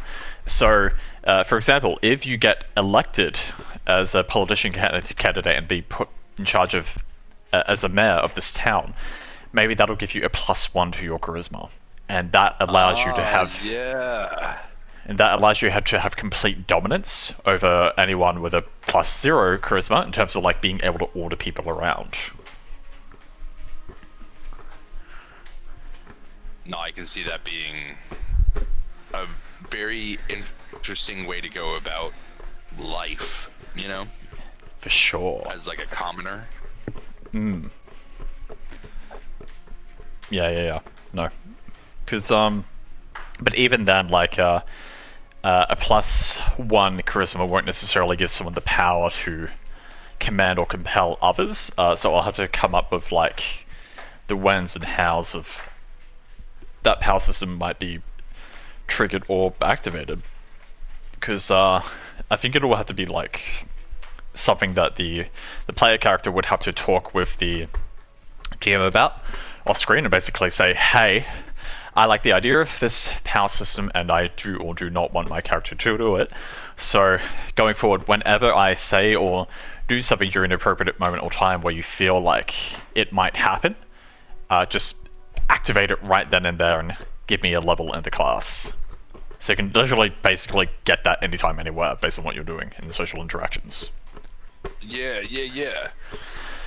Which is kind of fitting, especially given like how RP and social heavy of a game D&D is, because like when you think about it, like that is what makes the best story beats and the best story moments, like when the player characters are like up against some form of villain or something like that, and we're just chatting away trying to hash it out. For sure. Or do something dumb and apologize to Kiyomi, you know? Shit like that. Yeah. And in any case, what I think I should briefly touch on here is I've kind of mentioned how I'm doing like I want like one power system to identify with like each nation, but that doesn't necessarily mean they're going to be limited to using that particular power type within that nation, because I do want to have some more like omnipresent or like everywhere kind of power systems that can basically be picked up anywhere, anytime by whoever.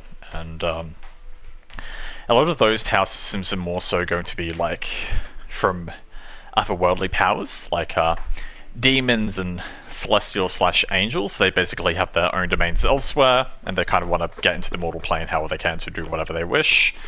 And in order to achieve that, they have to like make deals or pacts with mortals to carry out their blessings or will in exchange for power, etc. Similar to like the warlock vibes. And For sure. And yeah, rather than having to believe in the faith, like with a cleric system, it's literally just it's not the mortal who chooses the power, it's the demon who chooses the mortal more so. So, are you going to do a great game scenario where like angels and demons are at war forever and they use mortal pawns to do things? Question mark. Probably. So I briefly mentioned before how I'm going to have like the god of light, who's basically like the concept of good. Yeah. So it is going to be a separate entity from the angel/celestial race I kind of have in mind. And similarly, on the other spectrum, there are going to be devils, who are basically the embodiment of evil, but they're going to be separate from demons as well. So the Light Lord and the devils, they are the concepts of good and evil, and then the angels and the demons are going to be order and chaos. Ooh, okay, yeah. Anyway, welcome. Who's joined us? Oh, hey, Sleepyhead. Hey, buddy, how are you? I'm alright. Nothing too crazy. Yeah, well, you've missed unless you've been watching the stream, you've missed a lot of crazy talk we've just been having. Yeah, it's been pretty fun. We had some cool ideas, and we're currently working on the Greco-Roman area, specifically the Romans. Yeah, well, I think, as I was saying, that might be a good place to kind of leave that Roman system for now, because I need to kind of expand elsewhere before really delving into it a bit more. So I might head back to the Greek guys for the time being. For sure. We got a Roland here now? Yeah. We got all the uses. So, with these guys, I'm not literally going to be using the 12 Olympians directly. So, like, Hera is the queen of the gods, of, like, marriage and women and childbirth and family. I can't really imagine doing a lot with a power system in terms of her, for instance. Same with Demeter, she's like agriculture and harvest and fertility.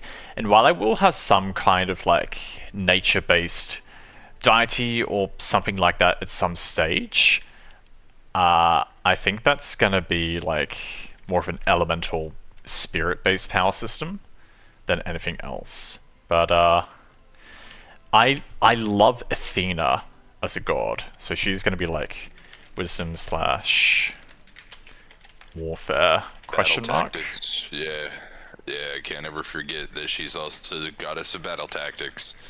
Yeah, I just imagine her being like a super smart, fit babe, and that is like my ideal woman right there.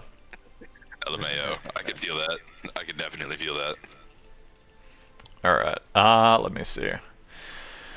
So Apollo is like god of the sun and music, poetry, prophecy, and healing. So there's definitely And stuff we real could annoying and do. smite. Yeah, there's definitely something I could do with him, but I might leave him for now. And similar, Artemis is like goddess of the hunt, the wilderness, the moon, and chastity. But I think rangers themselves, or like hunters, aren't necessarily going to be like a power system in and of themselves. It's similar to like the weapon thing I was just mentioning before. People can use like bows and arrows however they want, but yeah, martial classes aren't necessarily classes, they're more so play styles that can be adopted. So yeah, seeing these power systems as classes is probably the wrong way to go about it, basically. That makes sense and kind of clears up the thought process for me for sure.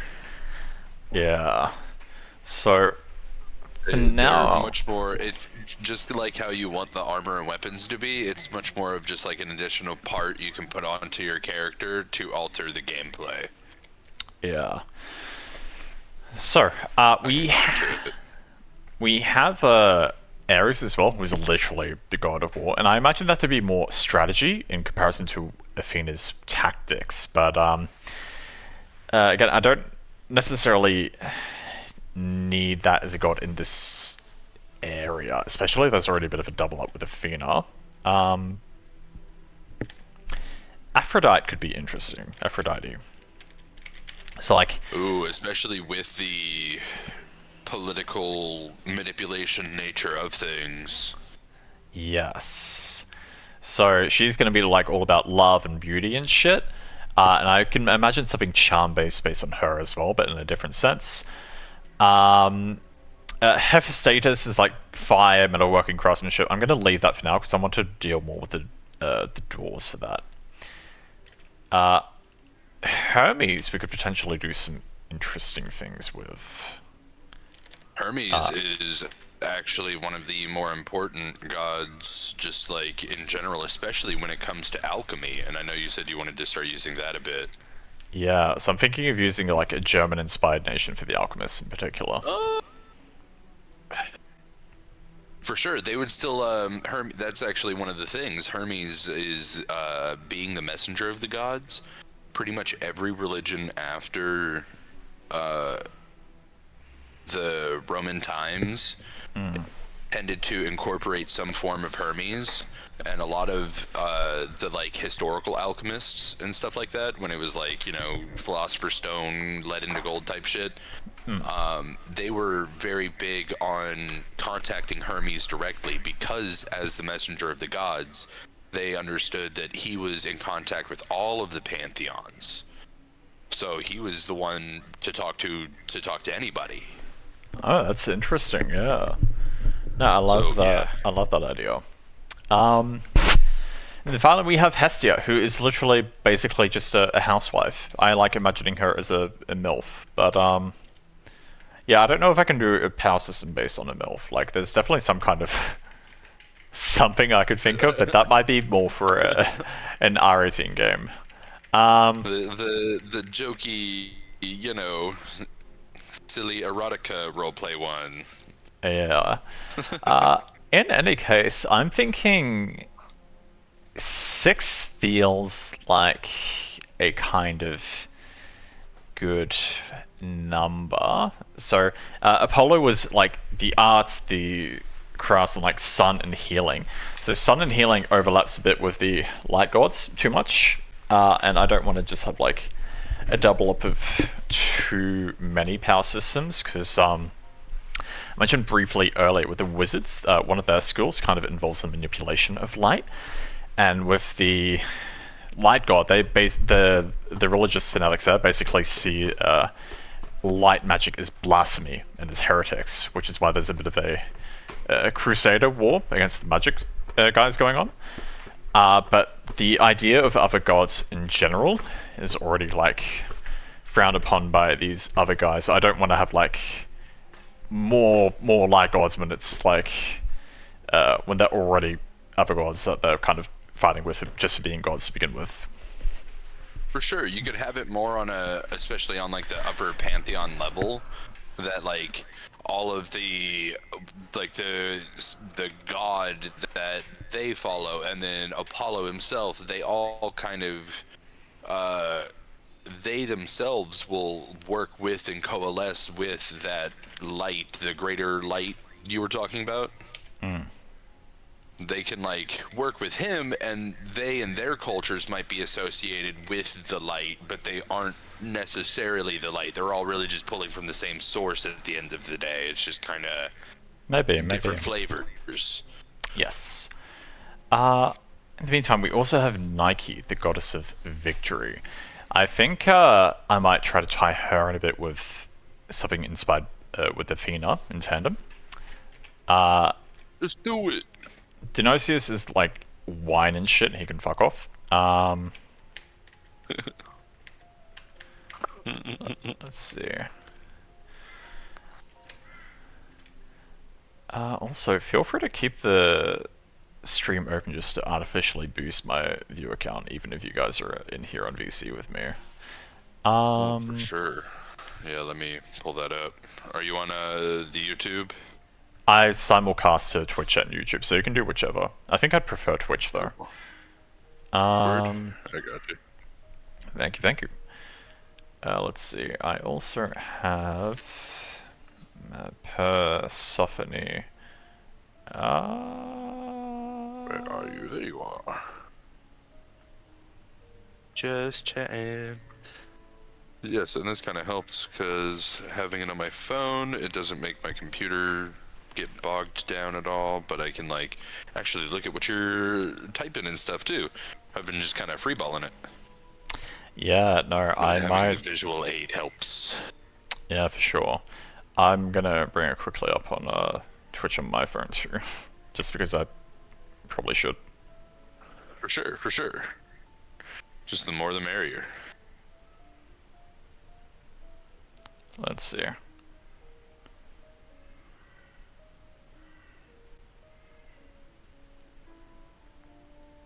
Okay. Well, with that said, Persephone, let's see. She is the daughter of Demeter and Zeus. So she represents growth in nature, cycle of life and death. So I know she gets abducted by Hades.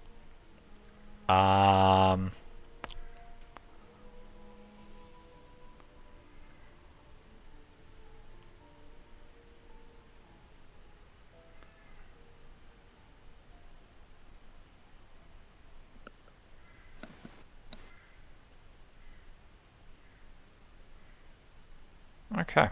No. I don't know if we can do much there with her. And that leaves us with these 6 demigods as well, actually. So that's perfect. So we got the 6 gods, and basically what's going to be the 6 demigods. Cool. So Hermes is going to be like messengers, traveling, etc. Aphrodite, beauty / love / craft / arts, bring in those veins. Alrighty, so now it's time to think of what extent of power these gods are going to have over whatever domain. So I think the classic land, sky, sea, whatever is pretty fitting. So we'll have Zeus be the sky god, or his equivalent, Poseidon for the sea, and Hades for the underworld. So just thinking about whether or not I want the underworld to be like in tandem with the physical realm of like Earth, or something like that, if that makes sense. I get you. I've always been a fan of the idea of, and I think I kind of mentioned something like this before with something else. Yeah. But, yeah, I think it was Helheim I was talking about with the Yggdrasil, but we might be able to use this here instead. Regardless, I like the idea of it being like a dual thing where there is technically a physical location of it, but if you haven't met XYZ requirements, usually in these cases being Death. You, like, when you go down to this super tunnel and go to the underworld area, it's just this like endlessly vast cave of just black. It's just hugely open and just nothing's there. But if you're dead, you see the entirety of the underworld and all of that you want to add in there and all of that. Or a spirit at the very least, you know, removed from your corporeal being. Give me one moment. My headset's just turned roboty, so I need to reset my sound. Boop.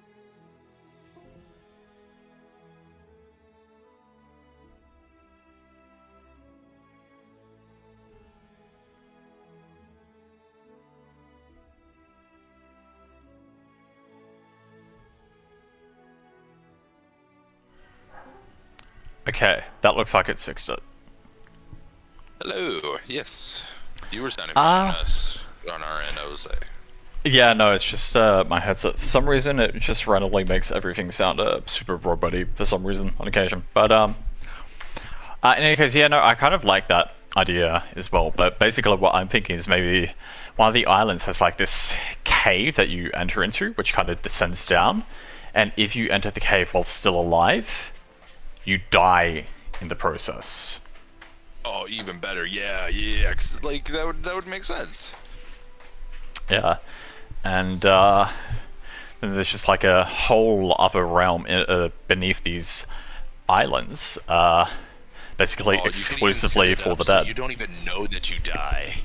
Mm. So you just keep And walking down there. yeah, exactly. Like, people who don't know will just venture down there and just be like, oh, I'm dead? What? How? When? And the cool thing is, that's what these people can do with their dead when they die. They take them and lower them into this cave. And maybe it's like, you get the little bit of the River Styx motif. They can like set them sail down the river, or they can like drop them down a well, or something like that.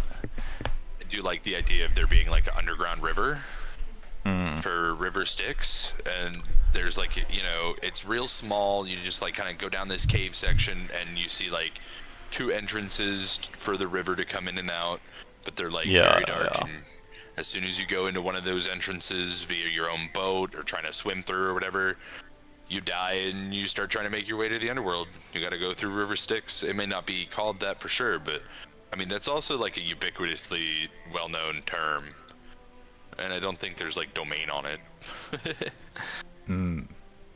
No, for sure. Heard. Alright, so that's going to be separate from the power system itself, so I might just take some notes here for the islands. So, also this is going to be 6 islands, 1 for each god / dominion. Underworld island is mostly deserted, but contains a cave which leads to an underground river. The river is the connection between the living world and the underworld, and traversing the boundary of the river's borders between realms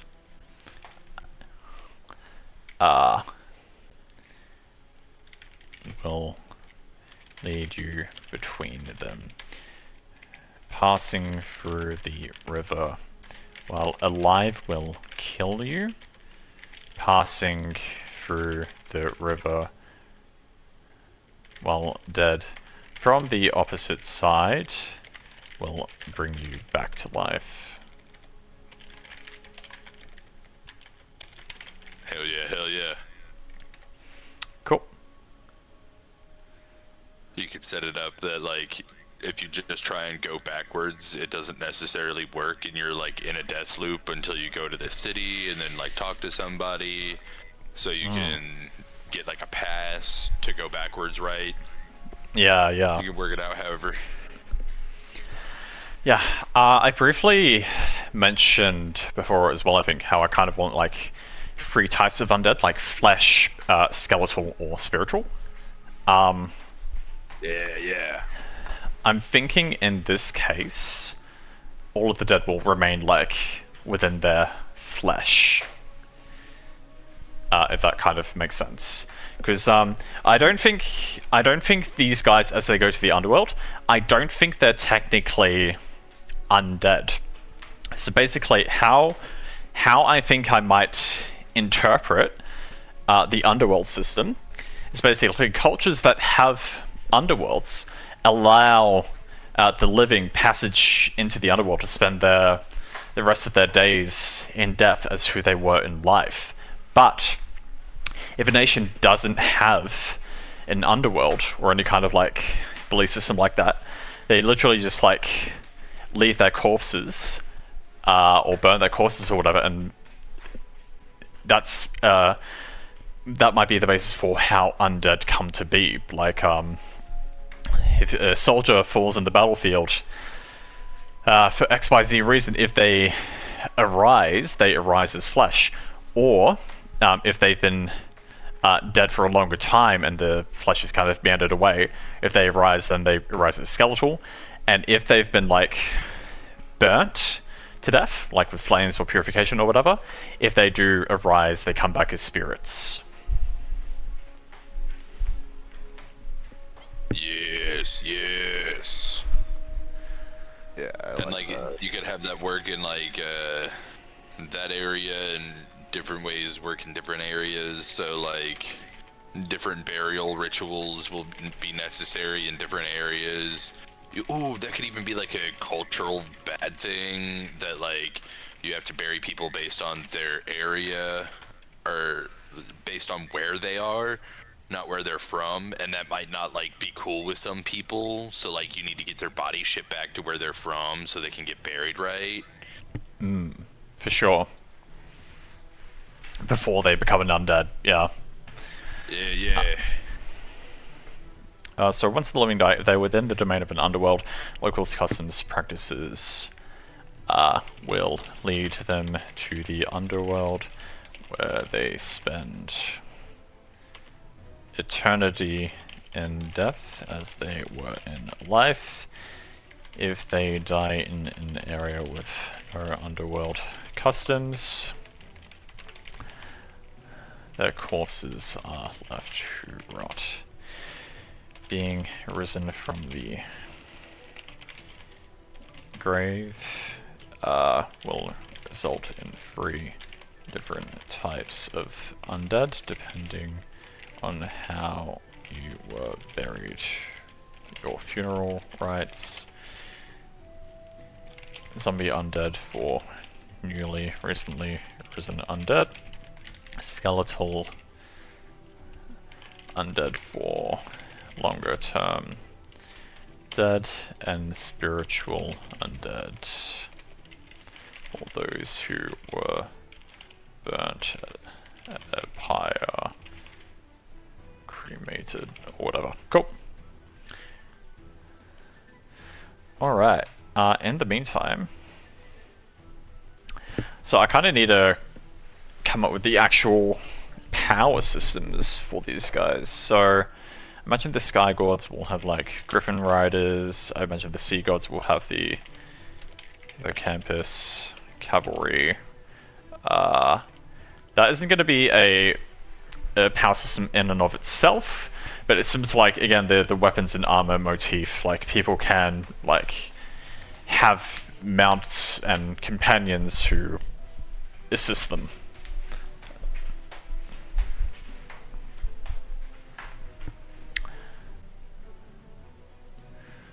Let's see. I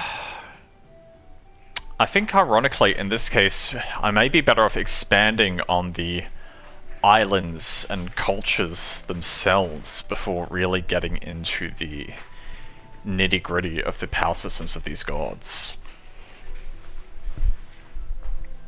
Yeah, we kind of get the where what is gonna go down first. Yeah.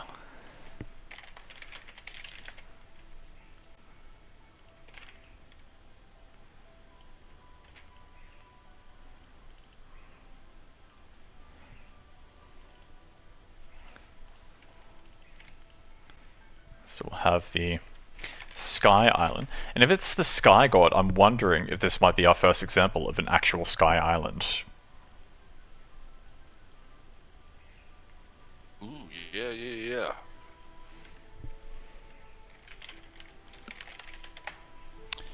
And I was just thinking about the Underworld example too. I'm wondering if the Underworld itself isn't a river, but maybe in the center of these 5 other islands there's a whirlpool. And that's why they send their dead, and they kind of go beneath the waves into this whirlpool. And the underworld itself will be like an underground island within the waters.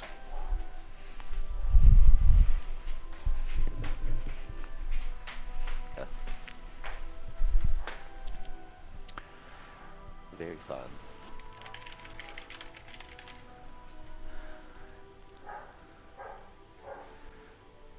So the other islands were Athena, Nike Island, whatever that's going to be.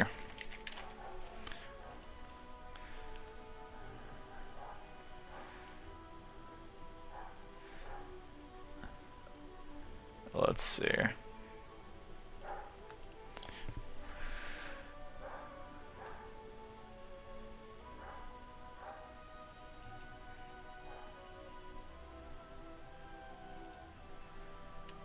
along with beauty, love, crafts, island. That could be a very cultural place.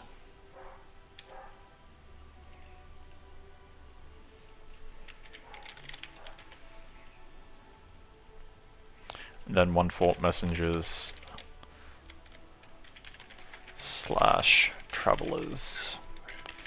And that might not even be an island itself. It could instead be like a large ship or a series of ships, or like a floating raft or something, which kind of circles beneath the other islands, and that's how like the people get around the different islands, or like trade between them, or pass through messages, or whatever else they might do. Okay, I see it. I see it. Yeah. Hmm.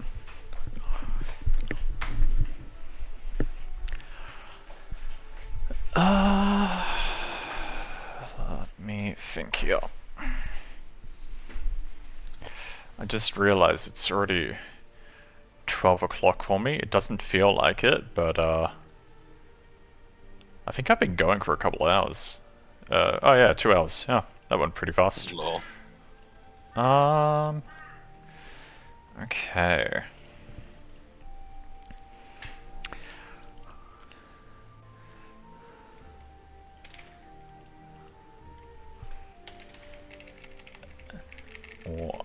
Underworld island isn't above the waters.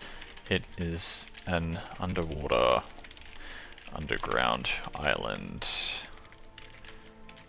accessed via a whirlpool in the center of the other 5 islands, where the dead of the people are sent. So rather than the river Styx, it's the whirlpool Styx. Yeah. So I like to imagine the sea island as a... let me think. I love the idea of this island being an originally underwater landmass risen to the surface, where coral and all other sorts of underwater life manifests itself on the surface.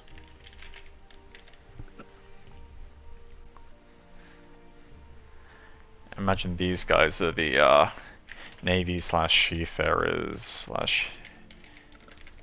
hippocampus riders. A lot of seafood. An island that floats aloft of all of the others, overseeing the rest of the world below. They have griffin riders.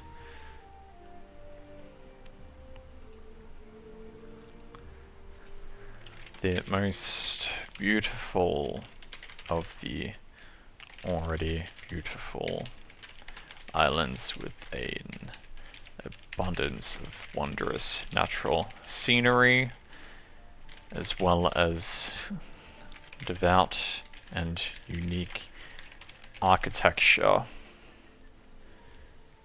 sculptures, and everything else.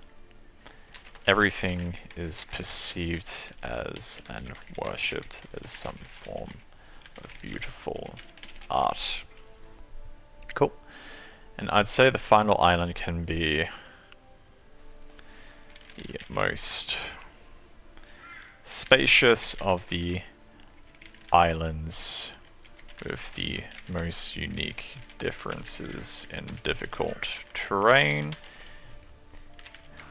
This is where the bulk of the armed forces of the people gather,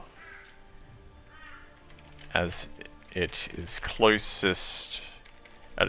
the closest island to the mainland, and they serve as the front line in defense from foreign invasion. Aside from like the actual navy. Cool. And then finally, messenger / travel island. Not a physical island, but more so a large...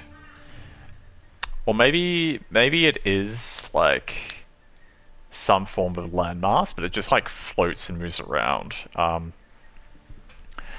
turtle. See, I want a turtle somewhere, but probably not here.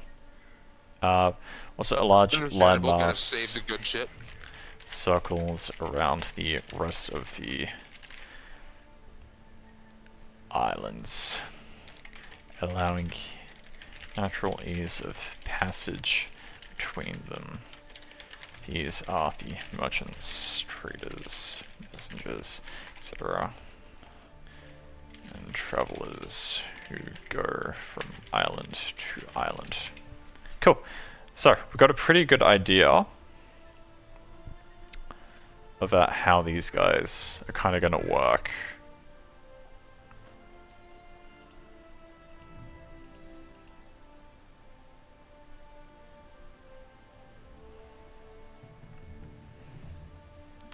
Okay.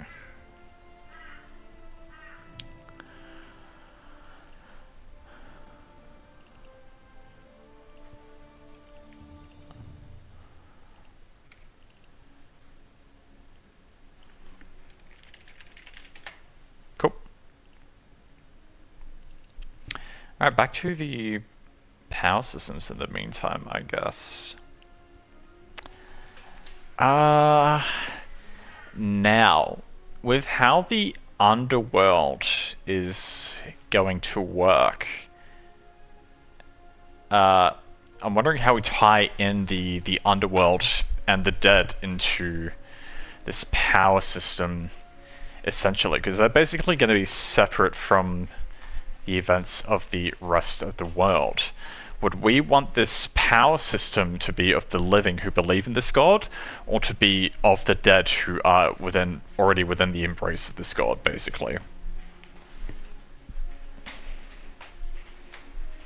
Well, the other question is, if there is even a power system tied in with this at all, is the power system for the living, or are the powers granted to the dead when the dead die? And if so, like, what powers would they be? Many good questions. As for the power thing, probably, definitely the basics under being dead. You don't need to eat, breathe, all of that. Sleep. A lack of sleep is huge in a I feel that's more of a racial thing than a power system thing, so to speak. So while I will delve into races at some point, and I definitely do want to have some kind of undead race, that's probably going to come a lot later in the stage, because I kind of want to come up with the different kind of underworlds within the worldview and whatnot first. And there's also going to be like, similar to how we're kind of working on different cultures of humans right now, there are also going to be like different tribes of like elves and orcs and dwarves or whatever.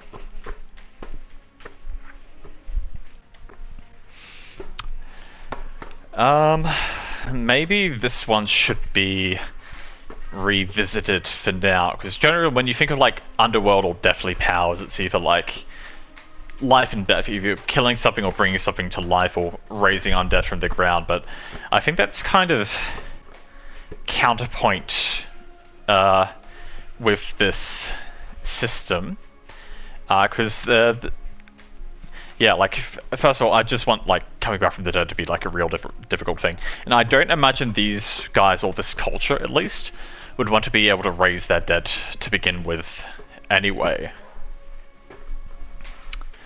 Yeah, not in that sense. Yeah. Although, with that said, it's worth thinking, since we do have the Lord of Light, which is going to be on this continental worldview, and since they are going to be like opposed to like undead and everything, I definitely need to have some kind of force or power in which the undead are present within this domain. So maybe similar to kind of what I spoke about earlier, how the undead are basically gonna come about as a result of like not being part of any kind of like underworld system.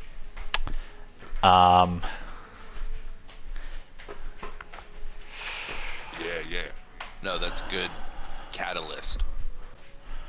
Yeah. So maybe maybe the undead can be something that's that naturally just occurs. They might not necessarily have to be risen by a necromancer, for instance, or maybe we do have like some class of people or something out there that just have the capability to raise undead, like necromancy. Yeah. I'm just gonna use the bathroom quickly, but feel free to keep speaking in the meanwhile if you have any other ideas or suggestions for any of the power systems on the screen. For sure. I'll be super frank, I'm actually fighting Radon right now, so I'm really scared. Lol.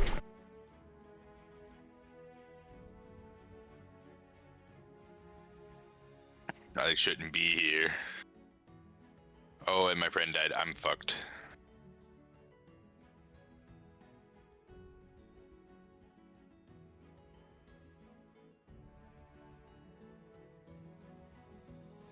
Yo. His moveset is crazy. Yeah, I need to get the rest of the Shadow Tree fragments.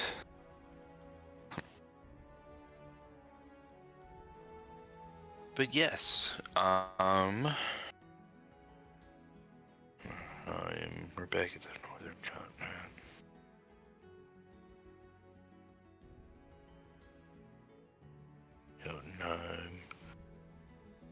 Jotunheim being the land of the giants, you gotta learn, like, giganticism over there. Learn how to get big and do stuff as big. Kind of maybe even like a Choji thing where you can, like, specify to enlarge body parts. Oh, that would be really nifty. Yeah, no, definitely do that somewhere, somehow, like people of giant descent. For sure. Definitely be some kind of ritual thing, like the Goliaths in D&D, but actual giant Yeah. properties. Exactly. Yeah. I always thought it would be pretty nifty for like wherever the giants to live or the fucking really small people to live also. Yeah, with like being able to reduce instead. Yeah. The hobbits tend to the gardens that are the giants' feet. Of like Yeah. super peaceful races and shit, yeah. Yeah. Alright, well, I'm back behind my computer screen now. Let's see. Illegal. Illicit activities detected. In any case, let's see here.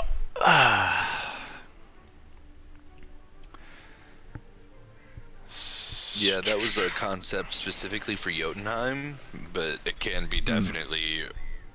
It's much better applied as a pure racial. Yeah, no, some kind of giant descending race feels fitting for that. But, yeah. I don't know, for some reason I'm kind of drawing blanks on the Greek power system for now. Mostly because, like, I don't know, I feel like there's so much there to work with. I'm kind of just thinking about other things in the meantime. What I might do is head back out I can here. kinda feel that. Yeah, I'm gonna head back out to this main world section. And I'm gonna think a bit more about what other nations we might work on that might be involved in this kind of central view. So we've got the German alchemist, Persian assassins. They're going to be big ones for sure. So below here, I've already got the Romans, the Greeks. We've got the Celtic Druids. Persians, I believe, also invented guns, or it was either the Persians or the Ottomans. Yeah, I think we lumped all of them into there, and it was the Ottomans in particular that made cannons. Yeah, one of them figured out gunpowder. Technically, the Chinese figured out gunpowder, but they didn't really utilize it until weapons. They made fireworks and shit. Yeah, and they did have like explosive devices. Now, don't like discredit a Chinese bomb. An ancient Chinese bomb. They were the first grenadiers, you know, throwing grenades and shit. But I mean, that's what a firework is at the end of the day. Pretty much. Kind of like, you know, Japanese peasants using scythes and shit. Yeah, it's a combat thing, but also it mows the lawn.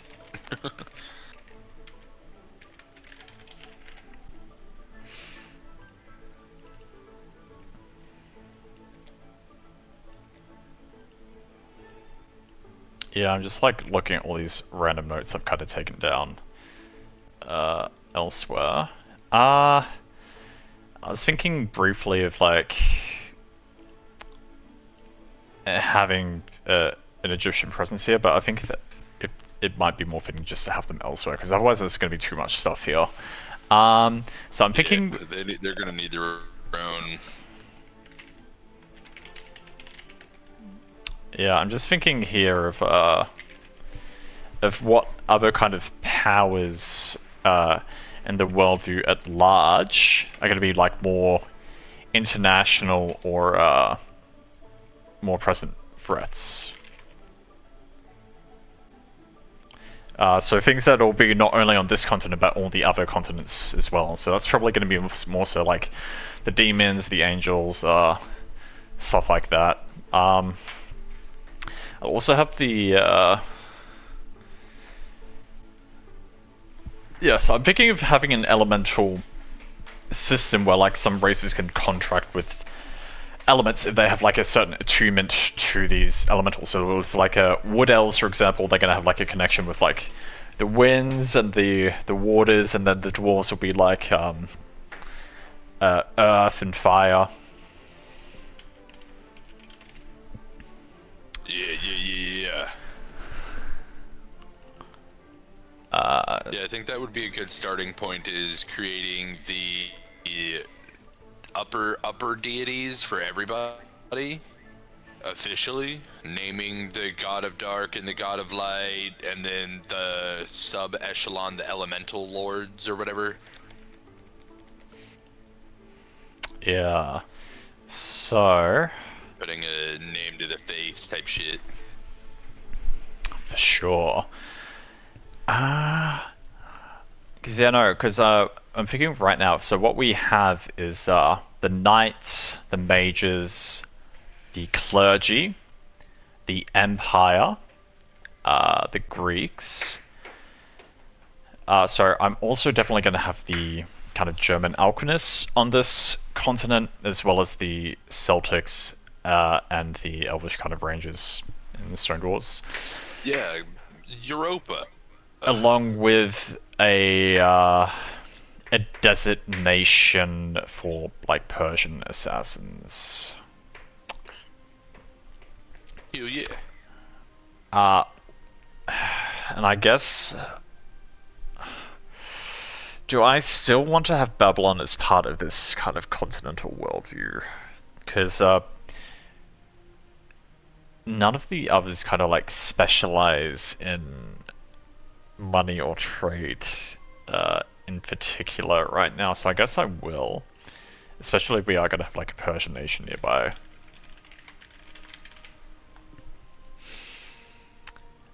The question is, so the other kind of areas I was briefly considering for here are like the Victorian kind of England, as well as like some kind of Russian or Ottoman influence as well.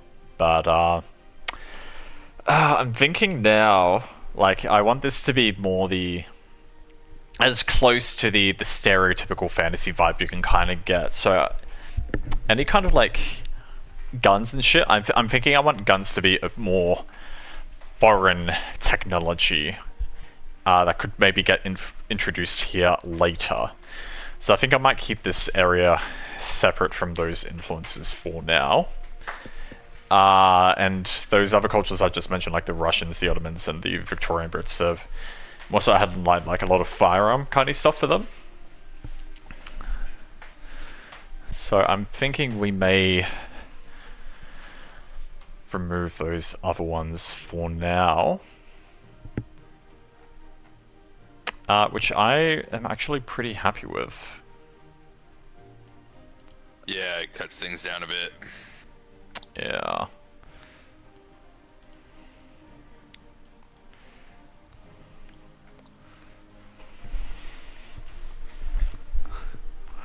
Cool. So I think that's kind of helped me finalize what I would like for some form of central continent. Because rather than forcing all these other nations into it for no reason, it's kind of separating that from the processes helped me figure out which ones to have there and which ones to not. But yeah, this is going to be the ultimate like high fantasy one. Let's see. Hell yeah, hell yeah.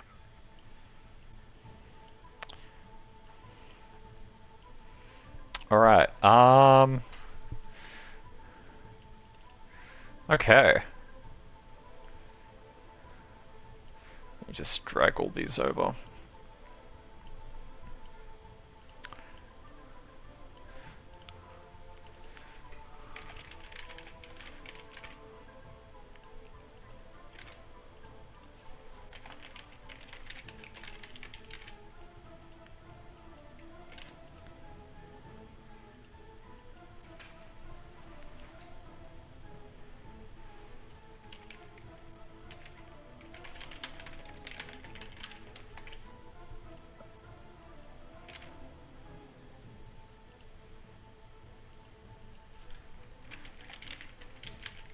So, aside from the 5 we've already kind of dabbled in, the next ones we're going to have for sure will be German alchemists.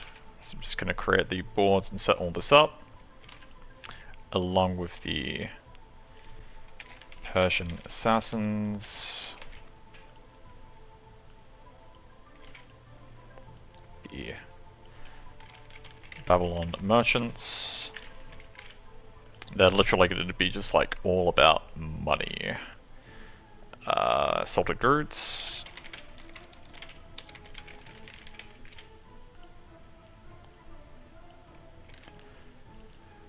That's going to be the human cultures. And that's 9. So there's 9 human cultures there. And I think that's a good kind of mix. Because I've been doing a lot of 3s and a lot of 9s for how this is kind of being built.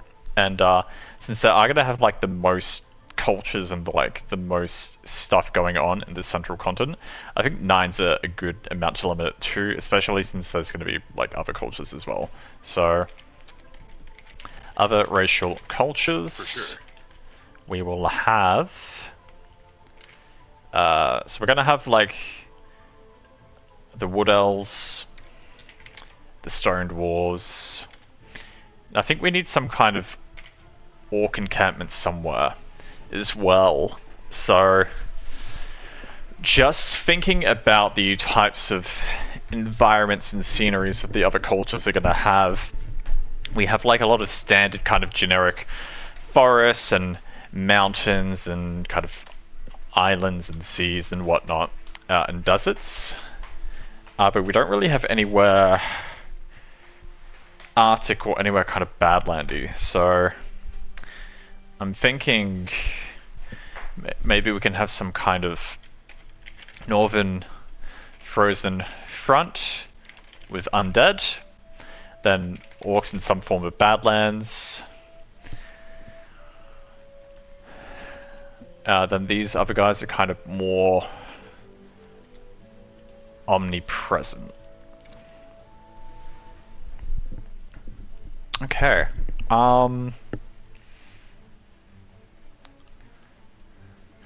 One of the races I really want to play a major role is also going to be some kind of like troll race. Or like Yes. or a fae race or some kind of ogre race as well. Yeah.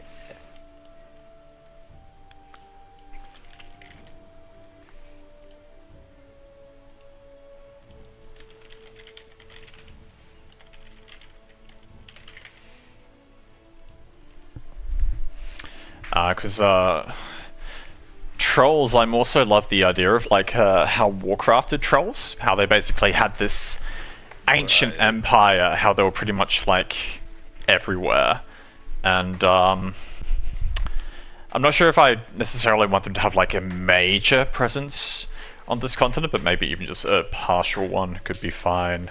For sure. And dragons and giants as a whole are going to play major roles in this worldview. So while the races themselves of dragons and giants, I'd say they maybe only have like a dozen members or less each within their own ranks. But they may have some kind of like descendant race where the blood has kind of like thinned, like a dragonborn or kobolds or shit like that, or like ogres and crap. So yeah, let me put in here. So also have like kobolds and goblins, because we wanna have some kind of culture for a few different things. This is not just humans that we're working on here. So, for example, we may have a swamp where a tribe of goblins live, where they are literally just up to no good. Yeah.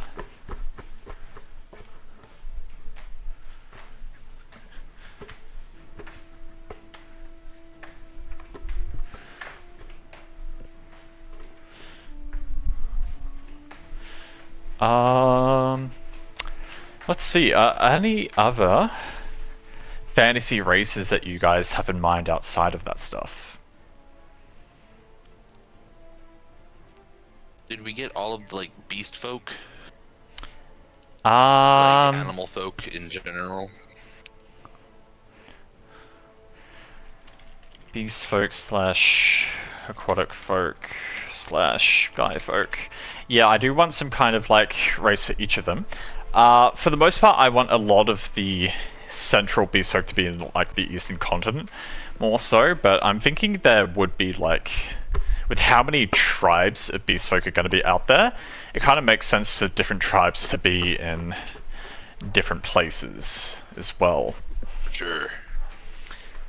I'm thinking some kind of lizard / dragon folk. Let me see. Some form of fae.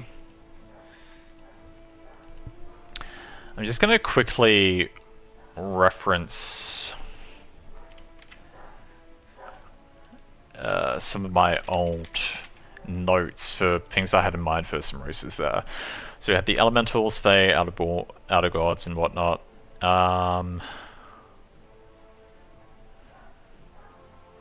have green folk, orc, goblins, all that, of course. You've already gone over.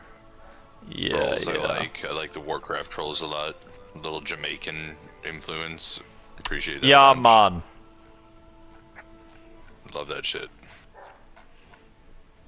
If you say bacon in an Irish accent, it sounds like you're saying beer can in a Jamaican accent. It's No, it's the other way around. bacon. Yeah. Let's see.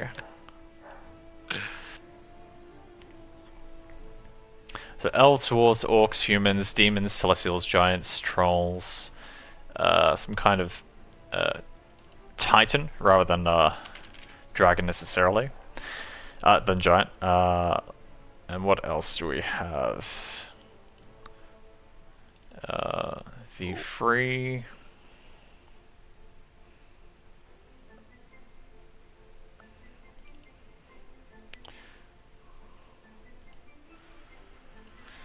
V4. Yeah, you gotta have undead as a race. Yeah. So, Titans, Dragons, Giants, Drakes, Trolls, Elves, Dwarves, Humans, Kobolds, Goblins, Orcs, Wildkin, Avian, and Jara. You don't need to worry about that for now. I think that's kind of everything that I've ever thought up. But, I have some other ideas for like races outside of this world is view. kind of more like a in between. Yeah. So, So like you could have actual light and dark elementals, but like that's just another elemental. Yeah, for sure.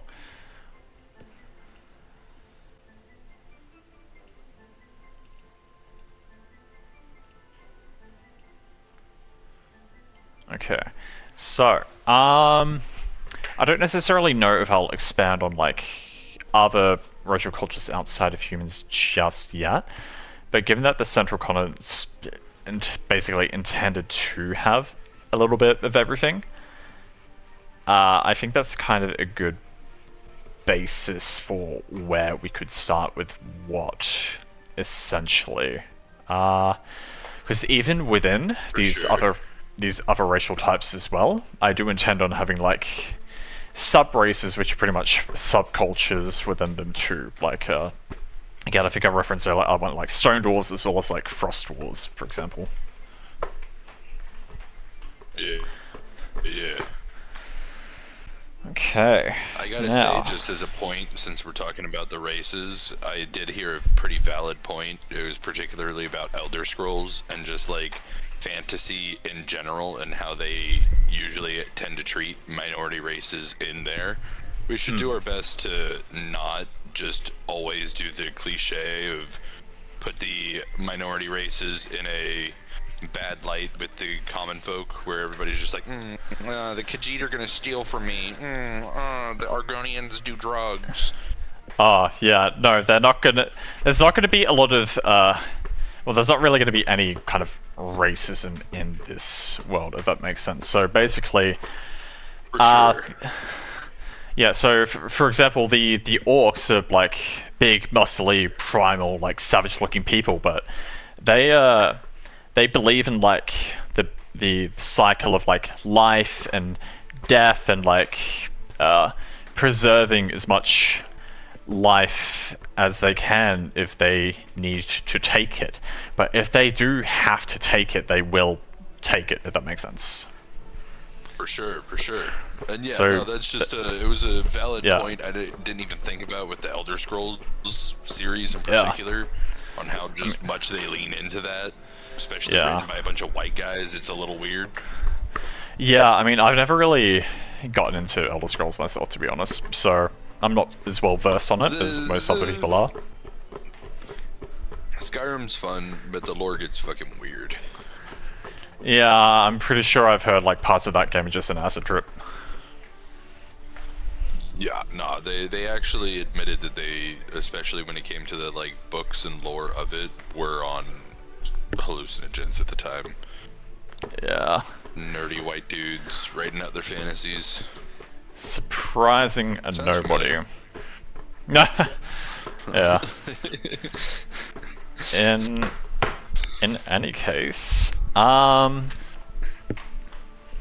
yeah, so I guess next I'll kind of look at some of these other human cultures, because I think I've mentioned roughly before how I like want a different political system for each one. So a British Knights will be a kingdom, a empire will be an empire, obviously. The light clergy is a theocracy. Let's see. What is the term to refer to a political doctrine in fantasy based on magic? Probably like a magicarchy or arcanography, arcanology, magology. Yeah. I don't know.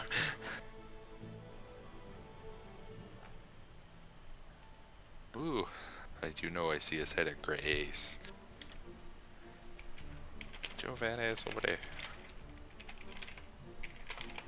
I'll put a question mark next to it for now, because they're technically wizards. But yeah, I'll list magocracy for now. I imagine the Persians... did the Persians... Let me see. Yes.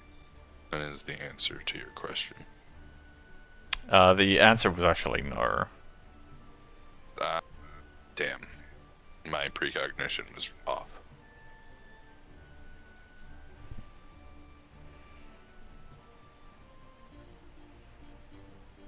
This place is scary.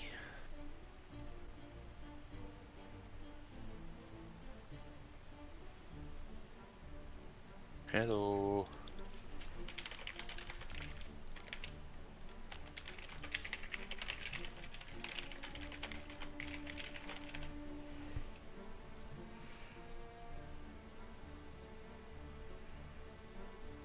The McAllister.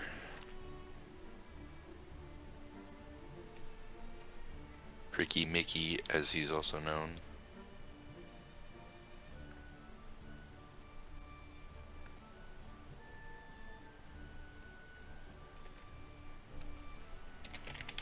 Mayo.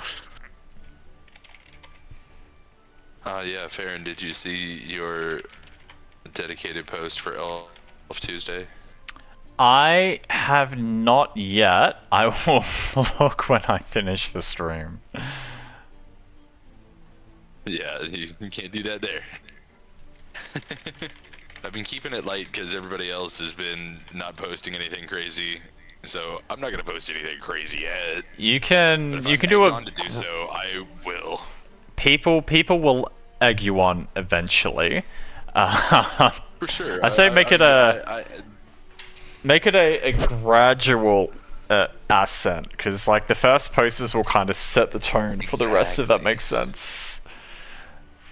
Exactly, and that's kind of what I've been doing. I've been keeping it soft core, if you will. Yeah. We'll save the hard stuff for now. For sure, for sure. Nobody has made any other requests or anything, and I won't post anything in there without a request. I do have an extensive knowledge and know where to look, but I'm not just gonna post shit in there. I was nervous about posting it the first time, I'll be honest. Owie. Nah, you'll be fine. I mean, that's what it's there for. I know there's fucking degenerates at the server. For sure, for sure. I've almost got no doubts or anything like that. I just don't want to be... It's like turning your test in first. You know what I mean? There's so many degenerates in this server, though, I'm sure. I just don't want to be the first person to, you know, post some trap shit and like, yes. It's like, no, wait. That's why I've only done, like, if people have asked.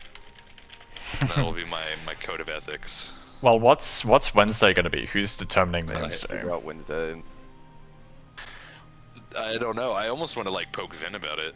They haven't gotten to decide, and they're the only other like extensively Chloe is perverted person. Chloe is the biggest degenerate. Let's see. That's the word on the street. So I was probably gonna poke them about it. And I'm telling them to join. I just pinged him to join VC. Let's see how long Oh, it takes. beautiful.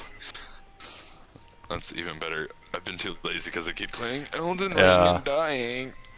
Yeah, I don't know if you saw, but I changed their name to Eagle Awaiting Elf Tuesday. Yeah, I mentioned that in the post. Each time I am gonna post, it will be in honor of someone. Yeah. Last one Well, was Beak's request, so it was in honor of Beak. This one was technically your request, but I stated, I mean, I didn't necessarily. in Farron's honor, but Finn's anticipation apparently as well. So that was fun. Yeah. Anyway, And now Beak has recently said now he's also eagerly awaiting Elf Tuesday. yeah.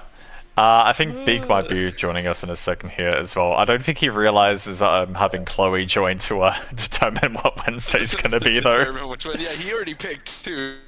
He can't pick yet. Yeah. In any case, I'm just having a look at these. Oh, there they are. Hey, Chloe, how are you? Oh, speak of the devil. Was Elf Tuesday? Did you like waiting for Elf Tuesday? Was it everything you wanted to be in more? It was okay. Okay. Right. It wasn't bad. I mean, Like I said, I was going. yeah. I mean, I haven't actually seen it yet, so I have no context. But yeah, no, Chloe, you have been given the honor of determining what Wednesday's theme is going to be. Oh, okay. Yeah. What are we doing on Wednesday? We've got Green Mommy Mondays, Elf Tuesday, and one was Beak, the other was Farron. I figured eventually I gotta get your opinion on it. If you have no ideas, I strongly recommend Draenei. Jesus Christ. Is it what'd you just say? all female porn? No, not at all. That's kind of why I wanted to wait until I heard anything. Yeah. There's a lot out there that I'm familiar with. Chloe's gonna get some twink guys. I've got a couple of those really interesting zines. So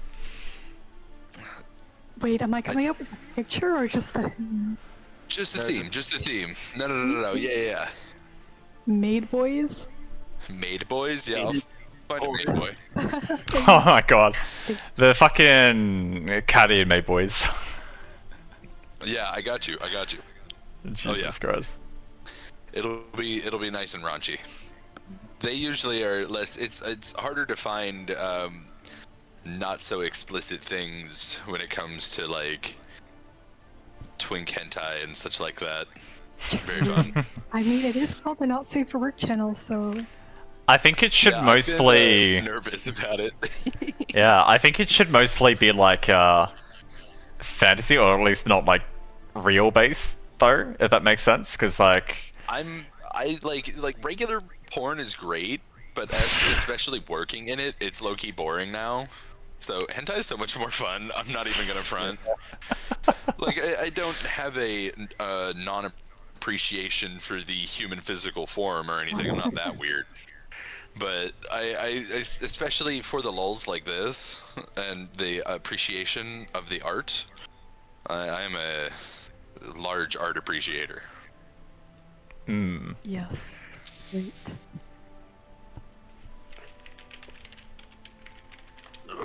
And it's easier to find specific themes that look cool.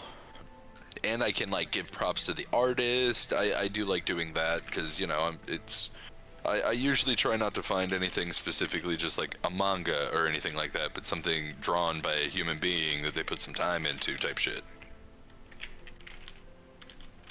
Art Appreciation Day. 8 o'clock every day.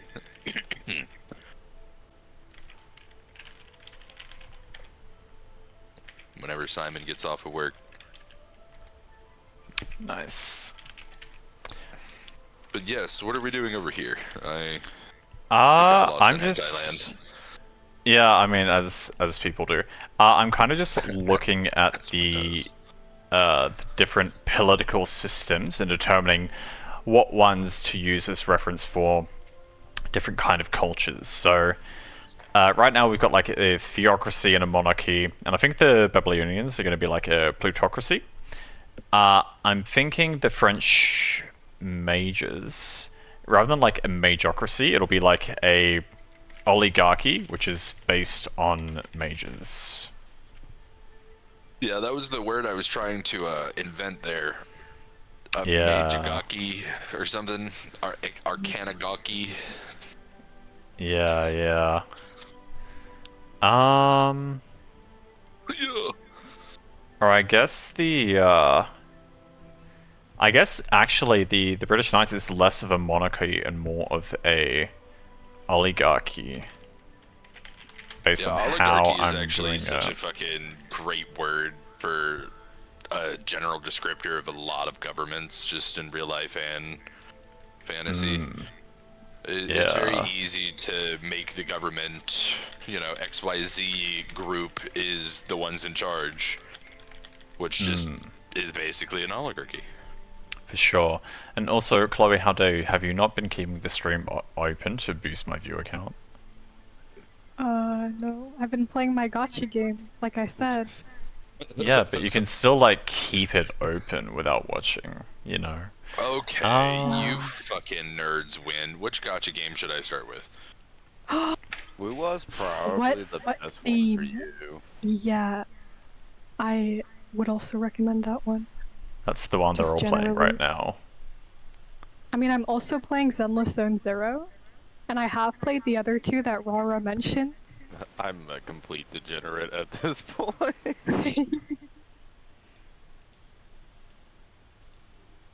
Where would I go and get that? Do I have to Google it?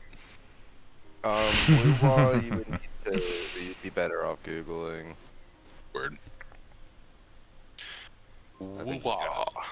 I don't think they have their client ported into anybody else's shit. No Steam client, no worries. I know that like the MiHoYo games have theirs in Epic Game, but they also got their own client recently. I gotta show y'all what bad luck looks like.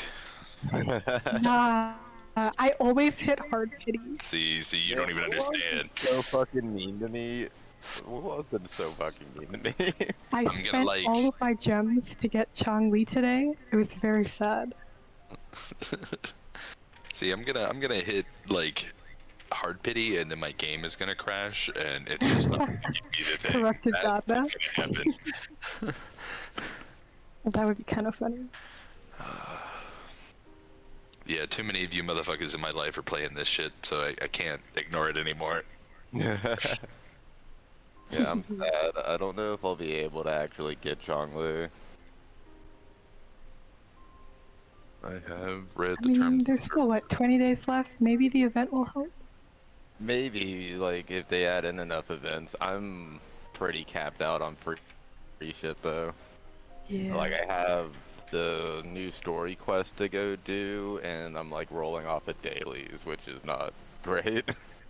Oh, I skipped Jinchi's banner, but I also try to get Yunlin, so I think that helped my luck a little bit, since I Yeah. failed to get the previous one I wanted.